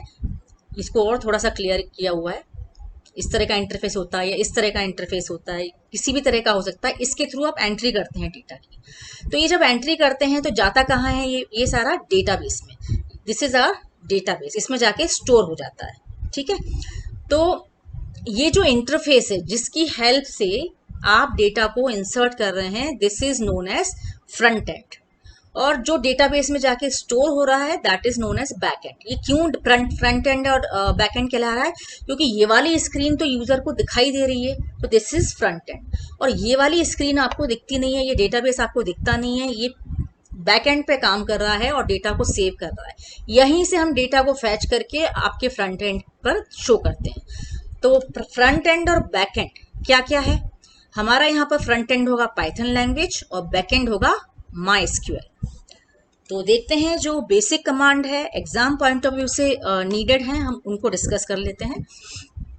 सबसे पहले तो आपको पूछा जा सकता है कि what is the command to download Python MySQL connector. So आपको ये कमांड लर्न कर लेना है, pip install MySQL dash connector. यहाँ डॉट नहीं है, डैश है, इस चीज को ध्यान रखना है। तो ये कमांड आपको लर्न करना है, ये लिखेंगे तो आपका कनेक्टर डाउनलोड होना स्टार्ट हो जाएगा। फिर आपका सेकंड क्वेश्चन बनता है कि कौन से स्टेप्स हैं या कौन से एसेंशियल स्टेप्स हैं जो पाइथन और माइस्क्यूएल की कनेक्टिविटी को करने के लिए जरूरी है। तो सबसे पहले तो हम इंपोर्ट करते हैं माइस्क्यूएल कनेक्टर मॉड्यूल को, तो दिस इज फर्स्ट स्टेप। इसके बाद हमें कनेक्शन ऑब्जेक्ट को क्रिएट करना होता है, देन हम कर्सर क्रिएट करते हैं और देन एग्जीक्यूट करते हैं क्वेरी को। तो आपको ये 4 स्टेप्स इसी ऑर्डर में लिखने हैं, ये आपको लर्न कर लेना है कि पहले आप कनेक्टर बनाएंगे, कनेक्टर से ये सब इंटर रिलेटेड है। कनेक्टर से कनेक्शन ऑब्जेक्ट बनता है, कनेक्शन से कर्सर बनता है और कर्सर से क्वेरी एग्जीक्यूट होती है। ये आपको दिमाग में बिल्कुल क्लियर कर लेना है। यदि 4 पॉइंट्स 4 ऑर्डर आपने दिमाग में रख लिए तो कैसा भी प्रोग्राम हो आप इजीली बना सकते हैं। केवल आपको एसक्यूएल कमांड्स पता होना चाहिए, एसक्यूएल क्वेरी कैसे लिखी जानी है ये पता होना चाहिए। तो आइए इसको समझ लेते हैं। तो पहला क्या था, इंपोर्ट करना। इंपोर्ट करने के बाद हमें कनेक्शन ऑब्जेक्ट बनाना है। तो कनेक्शन ऑब्जेक्ट बनाने के लिए क्या जरूरी होता है, हमें MySQL जब हम कनेक्ट करते हैं उसमें पासवर्ड देते हैं, लॉगिन डालते हैं, तो उसके साथ में हमें ये 3 चीजें देनी पड़ती है। होस्ट नेम देना होता है, यूजर नेम एंड डेटाबेस का पासवर्ड। ठीक है, कैसे देते हैं, हमें लिखना होता है कनेक्शन ऑब्जेक्ट इक्वल टू, जो भी हमें ऑब्जेक्ट का नाम लिखना है, this is up to us, हमें जो भी नाम देना है। इसके बाद लिखेंगे MySQL dot connector dot connect, फिर ब्रैकेट ओपन, इसमें होस्ट इक्वल टू जो भी आपका लोकल होस्ट हो, लोकल होस्ट होता है जनरली, तो हम यहाँ वही लिख देते हैं लोकल होस्ट। फिर user name, suppose user name आपका नहीं दिया है तो आप रूट लिखेंगे, और यदि आपका यूजर नेम कुछ गिवन है तो आप उस यूजर नेम को लिखेंगे। Then you have to write password. आप देखेंगे कि पासवर्ड किसके अंदर दिया है, पास WD में, ये स्पेलिंग आपको ध्यान रखनी है। अब देखिए इसको कंप्लीट, ये जो हमने स्टेप्स लिखे थे, अभी यहाँ पर क्या किया हमने, MySQL कनेक्टर को इंपोर्ट किया और दूसरा स्टेप किया कनेक्शन ऑब्जेक्ट को क्रिएट किया। यहाँ पर हमने इस कनेक्शन ऑब्जेक्ट का नाम रखा है केवल CONN, और इसमें लिखा MySQL dot connector dot connect, host equal to local host, user equal to root and pass WD equal to MySQL। तो ये लिखने पर क्या होगा, कनेक्शन एस्टेब्लिश हो जाएगा। यहाँ इस एग्जाम्पल में मैंने इस कनेक्शन ऑब्जेक्ट को प्रिंट करा के देखा है कि यदि एस्टेब्लिश हो जाता है तो ये सक्सेसफुली होने पर इस तरह का आउटपुट शो करता है। ठीक है, प्रोग्राम में हमें प्रिंट कराने की जरूरत नहीं पड़ती। तो अभी हमारे ये 2 स्टेप हुए, नंबर 1 स्टेप ये हुआ और नंबर 2 हो गया कनेक्शन ऑब्जेक्ट को क्रिएट करना। ठीक है, अब कनेक्शन ऑब्जेक्ट से हम क्रिएट करते हैं कर्सर को। कैसे करते हैं, कर्सर्स होते क्या है पहले तो ये समझ लेते हैं। Cursors are created by connection dot cursor method, they are bound to the connection for the entire lifetime of the program and all the commands are executed in the context of database session wrapped by the connection। मतलब जो आपका connection object बना है इसके through cursor create होता है और cursor के थ्रू ही आप आगे की क्वेरी एग्जीक्यूट कराते हैं। तो ये कंप्लीट एक छोटा सा प्रोग्राम बनाया हुआ है जिसमें हम डेटाबेसेस की लिस्ट को शो करना चाह रहे हैं। ठीक है, तो इसमें एक एग्जीक्यूट कमांड भी यूज हुआ है, हम पहले इसको समझ लेते हैं। हमने सबसे पहले किया MySQL कनेक्टर को import, then connection object create किया, तो वही सेम लॉजिक है, लोकल होस्ट दे दिया, यूजर नेम पासवर्ड। इसके बाद कर्सर ऑब्जेक्ट को क्रिएट करने के लिए हमने लिखा है माय कर्सर। ये माय कर्सर जो नेम है वो आप कुछ भी दे सकते हैं, ये हमारा दिया हुआ नाम है। हमने यानी ये कनेक्शन जो है इससे कर्सर को क्रिएट किया। अब माय कर में क्या आ गया, कर्सर बन गया। इस माय कर्सर से हम एग्जीक्यूट करा सकते हैं, तो माय कर्स डॉट एग्जीक्यूट, और एग्जीक्यूट में ब्रैकेट में हमें देना है SQL कमांड। तो SQL कमांड क्या था, लिस्ट ऑफ डेटाबेस दिखने के लिए शो डेटाबेसेस। जब चारों स्टेप्स एग्जीक्यूट हो जाएंगे तो माय कर के अंदर पूरा आउटपुट, ये जो शो डेटाबेसेस का आउटपुट है वो स्टोर होगा। इसे हमने क्या किया, फॉर लूप की हेल्प से प्रिंट करा दिया। ठीक है, तो आपको यहाँ लर्न क्या करना है, देखिए 3 स्टेप्स तो सभी जगह पे कॉमन आएंगे। फिर से देख लेते हैं इसको, 3 स्टेप्स कौन से हो गए, पहला इंपोर्ट करना, दूसरा कनेक्शन क्रिएट करना, तीसरा कर्सर क्रिएट करना। ये 3 स्टेप्स तो सभी प्रोग्राम में आपको लिखने ही लिखने हैं। चेंजेस केवल इस लाइन में आपके आने वाले हैं। क्या चेंजेस होंगे हम देख लेते हैं। जैसे यहाँ शो डेटाबेसेस किया है, नेक्स्ट प्रोग्राम में हम क्या कर रहे हैं, डेटाबेस को क्रिएट कर रहे हैं। तो यदि डेटाबेस को क्रिएट करना है तो हमने एक कमांड एग्जीक्यूट कराया, क्रिएट डेटाबेस टेलीफोन DIR, और फिर शो डेटाबेसेस से इसको देख लिया तो यहाँ क्रिएट हो गया। यानी जो भी कमांड चलाना है उसको कर्सर डॉट एग्जीक्यूट लिख के चलाना होगा। इसी तरीके से यदि डेटा को इंसर्ट करना है तो इंसर्ट कमांड, तो देखिए ये स्टेप सेम है, कनेक्शन ऑब्जेक्ट क्रिएट हुआ, कर्सर क्रिएट हुआ। कर्सर क्रिएट होने के बाद हमें पता है कि जब हमें रिकॉर्ड को इंसर्ट करना है तो first we have to use database. तो सबसे पहले हमने इसको डेटाबेस को यूज किया, यहाँ टेलीफोन DIR नाम का डेटाबेस यूज किया है, और इस डेटाबेस में हमें एक रिकॉर्ड इंसर्ट करना है। तो हम एग्जीक्यूट कमांड में ही इंसर्ट का पूरा कमांड लिख देंगे। तो हमने ये रिकॉर्ड इंसर्ट करना चाहते थे तो हमने पूरा कमांड लिख दिया, ये रिकॉर्ड इंसर्ट हो जाएगा। इंसर्ट होने के बाद हम देखना चाहते हैं कि whether it is inserted in this table और नॉट, देन हमने क्या किया, select asterisk from customer command run कर दिया। तो इसका जो आउटपुट है वो माय कर्सर में आ जाएगा, और माय कर्सर से हम फॉर लूप की सिमिलरली यदि आपको रिकॉर्ड डिलीट करना है, सपोज ये रिकॉर्ड पहले से इंसर्टेड थे, अब आपको डिलीट करना है, तो इसमें हमने यूजर से इनपुट लिया है कि कौन सा रिकॉर्ड आपको डिलीट करना है। तो ये पहले स्टेप्स 3 तो सेम है, लेकिन यहाँ एक चेंज है कि यूज डेटाबेस कमांड अलग से लिखने की जगह हमने कनेक्शन ऑब्जेक्ट में ही डेटाबेस इक्वल टू और डेटाबेस का नाम लिख दिया, तो जो भी डेटाबेस है वो ऑटोमेटिकली यूज हो जाएगा। ठीक है, तो कर्सर ऑब्जेक्ट क्रिएट होने के बाद हमने पूछा कि कौन सा रिकॉर्ड आपको डिलीट करना है, तो हमने CID रीड किया, मतलब कस्टमर ID उससे रीड किया। अब हमारी क्वेरी क्या बनती है, हम क्वेरी लिखते हैं कि delete from customer where customer ID equal to, ये जो भी ID हमने रीड की है, मान लो हमने लिखा था 1006, तो यहाँ आएगा कि कस्टमर ID इक्वल टू 1006। तो जब इस तरह का डेटा होता है जो फिक्स वैल्यू नहीं है, तो ऐसे केस में हम क्या करते हैं, %s फॉर्मेट स्पेसिफायर का यूज करते हैं। तो हमने यहाँ क्या लिखा, डिलीट फ्रॉम कस्टमर वेयर कस्ट ID इक्वल टू %s। तो इससे क्या होगा, इस %s की जगह पे कोई दूसरी वैल्यू ये लेगा। कैसे कंसीडर करेगा, ये जो डेटा हमें इसमें प्रोवाइड करना है ये अलग से देना पड़ेगा। तो हमें डेटा क्या देना है, ये डेटा हम हमेशा टपल के फॉर्मेट में असाइन करते हैं। और टपल कैसे क्रिएट होता है, क्योंकि सिंगल वैल्यू का टपल है तो हम कॉमा लगा के छोड़ देंगे। यदि हमने कॉमा लगा के नहीं छोड़ा तो ये टपल ना बन के एक सिंपल वैल्यू बन जाएगी। तो क्योंकि हमें टपल बनाना है, तो हमने जो कस्टमर ID यहाँ पर रीड किया था ये वाला, इसको यहाँ पर पास किया डेटा में, और दूसरी वैल्यू नहीं देना, इसलिए कॉमा लगा के ऐसे ही छोड़ दिया। तो यहाँ पर डेटा नाम का जो बना है वो टपल बना है। तो क्वेरी कैसे हो गई, delete from customer ID where customer ID equal to % और डेटा हो गया CID। इन दोनों वैल्यू को हमें एग्जीक्यूट कमांड में पास कर देना है। तो एग्जीक्यूट कमांड में सबसे पहले हमने QRY मतलब क्वेरी, ये जो क्वेरी थी हमारी, ये वाली जो क्वेरी थी ये हमने पास की, और इस क्वेरी में रिप्लेस करने के लिए हमने ये जो डेटा बनाया था वो डेटा को भी पास कर दिया। डेटा क्या था, ये वाला CID जो दिया था। तो ऑटोमेटिकली डेटा में से वैल्यू लेके इस %s को रिप्लेस कर देगा विथ डेटा, यानी 1006 यदि हमने डाला था तो 106 यहाँ पर मैच हो जाएगा। और ये मैच होने के बाद मैसेज प्रिंट होगा, रिकॉर्ड डिलीटेड। और फिर रिकॉर्ड डिलीट हुआ है कि नहीं, इसके लिए देखने के लिए हमने सेलेक्ट एस्ट्रिक फ्रॉम कस्टमर लिखा है।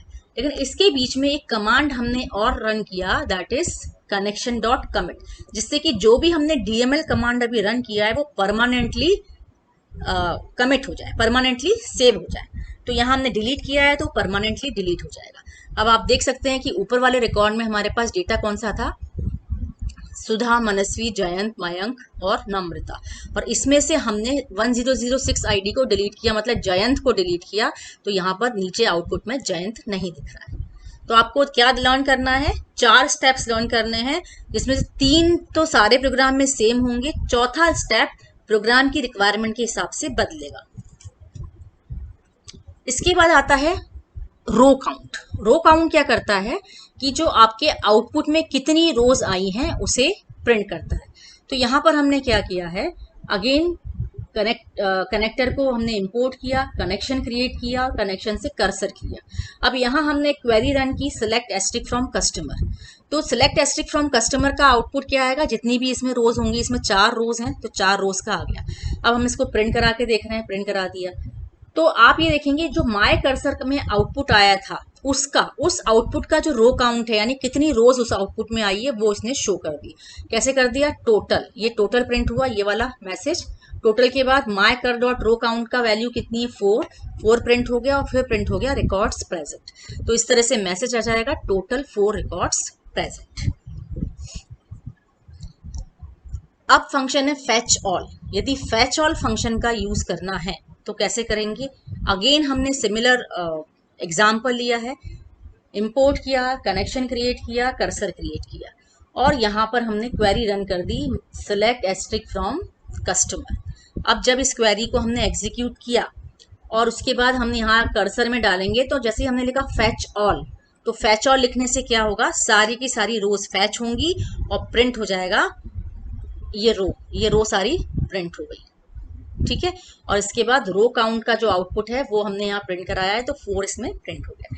इसको मैं एक बार प्रैक्टिकली भी करके दिखा देती हूँ। फैच ऑल और फैच वन दोनों फंक्शन आपके सिलेबस में है, तो चलिए इसको देख लेते हैं।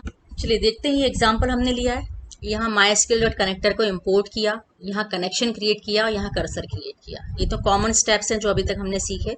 इसके बाद हमने लिखा है माई कर्सर डॉट एग्जीक्यूट, और एग्जीक्यूट में हमने कमांड दिया सिलेक्ट एस्ट्रिक फ्रॉम स्टूडेंट।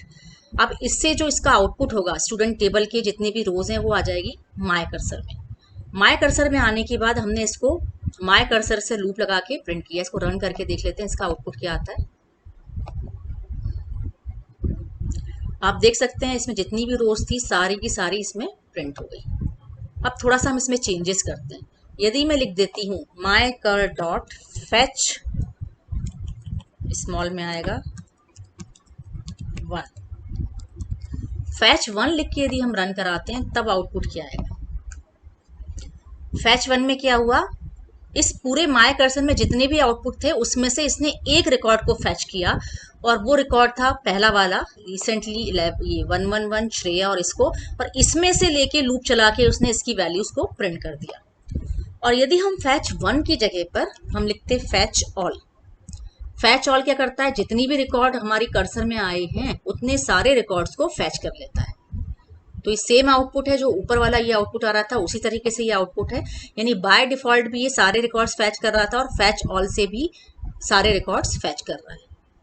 तो यहाँ हमारा एसक्यूएल टॉपिक कंप्लीट होता है। आई होप आपको समझ आया होगा। कोशिश मैंने की है कि इजी लैंग्वेज में आपको समझ आ जाए। इसके बावजूद भी आपको कहीं डाउट रहता है या कोई क्वेश्चन पेपर सॉल्व करते हैं या कुछ क्वेश्चन सॉल्व करते हैं और आपको डाउट आता है, तो आप बिना किसी झिझक के कमेंट सेक्शन में अपने डाउट्स को पूछ सकते हैं। All the best for your exam. I hope आप अच्छा करेंगे और 20 आउट ऑफ 20 एटलीस्ट एसक्यूएल में तो स्कोर करेंगे। All the best.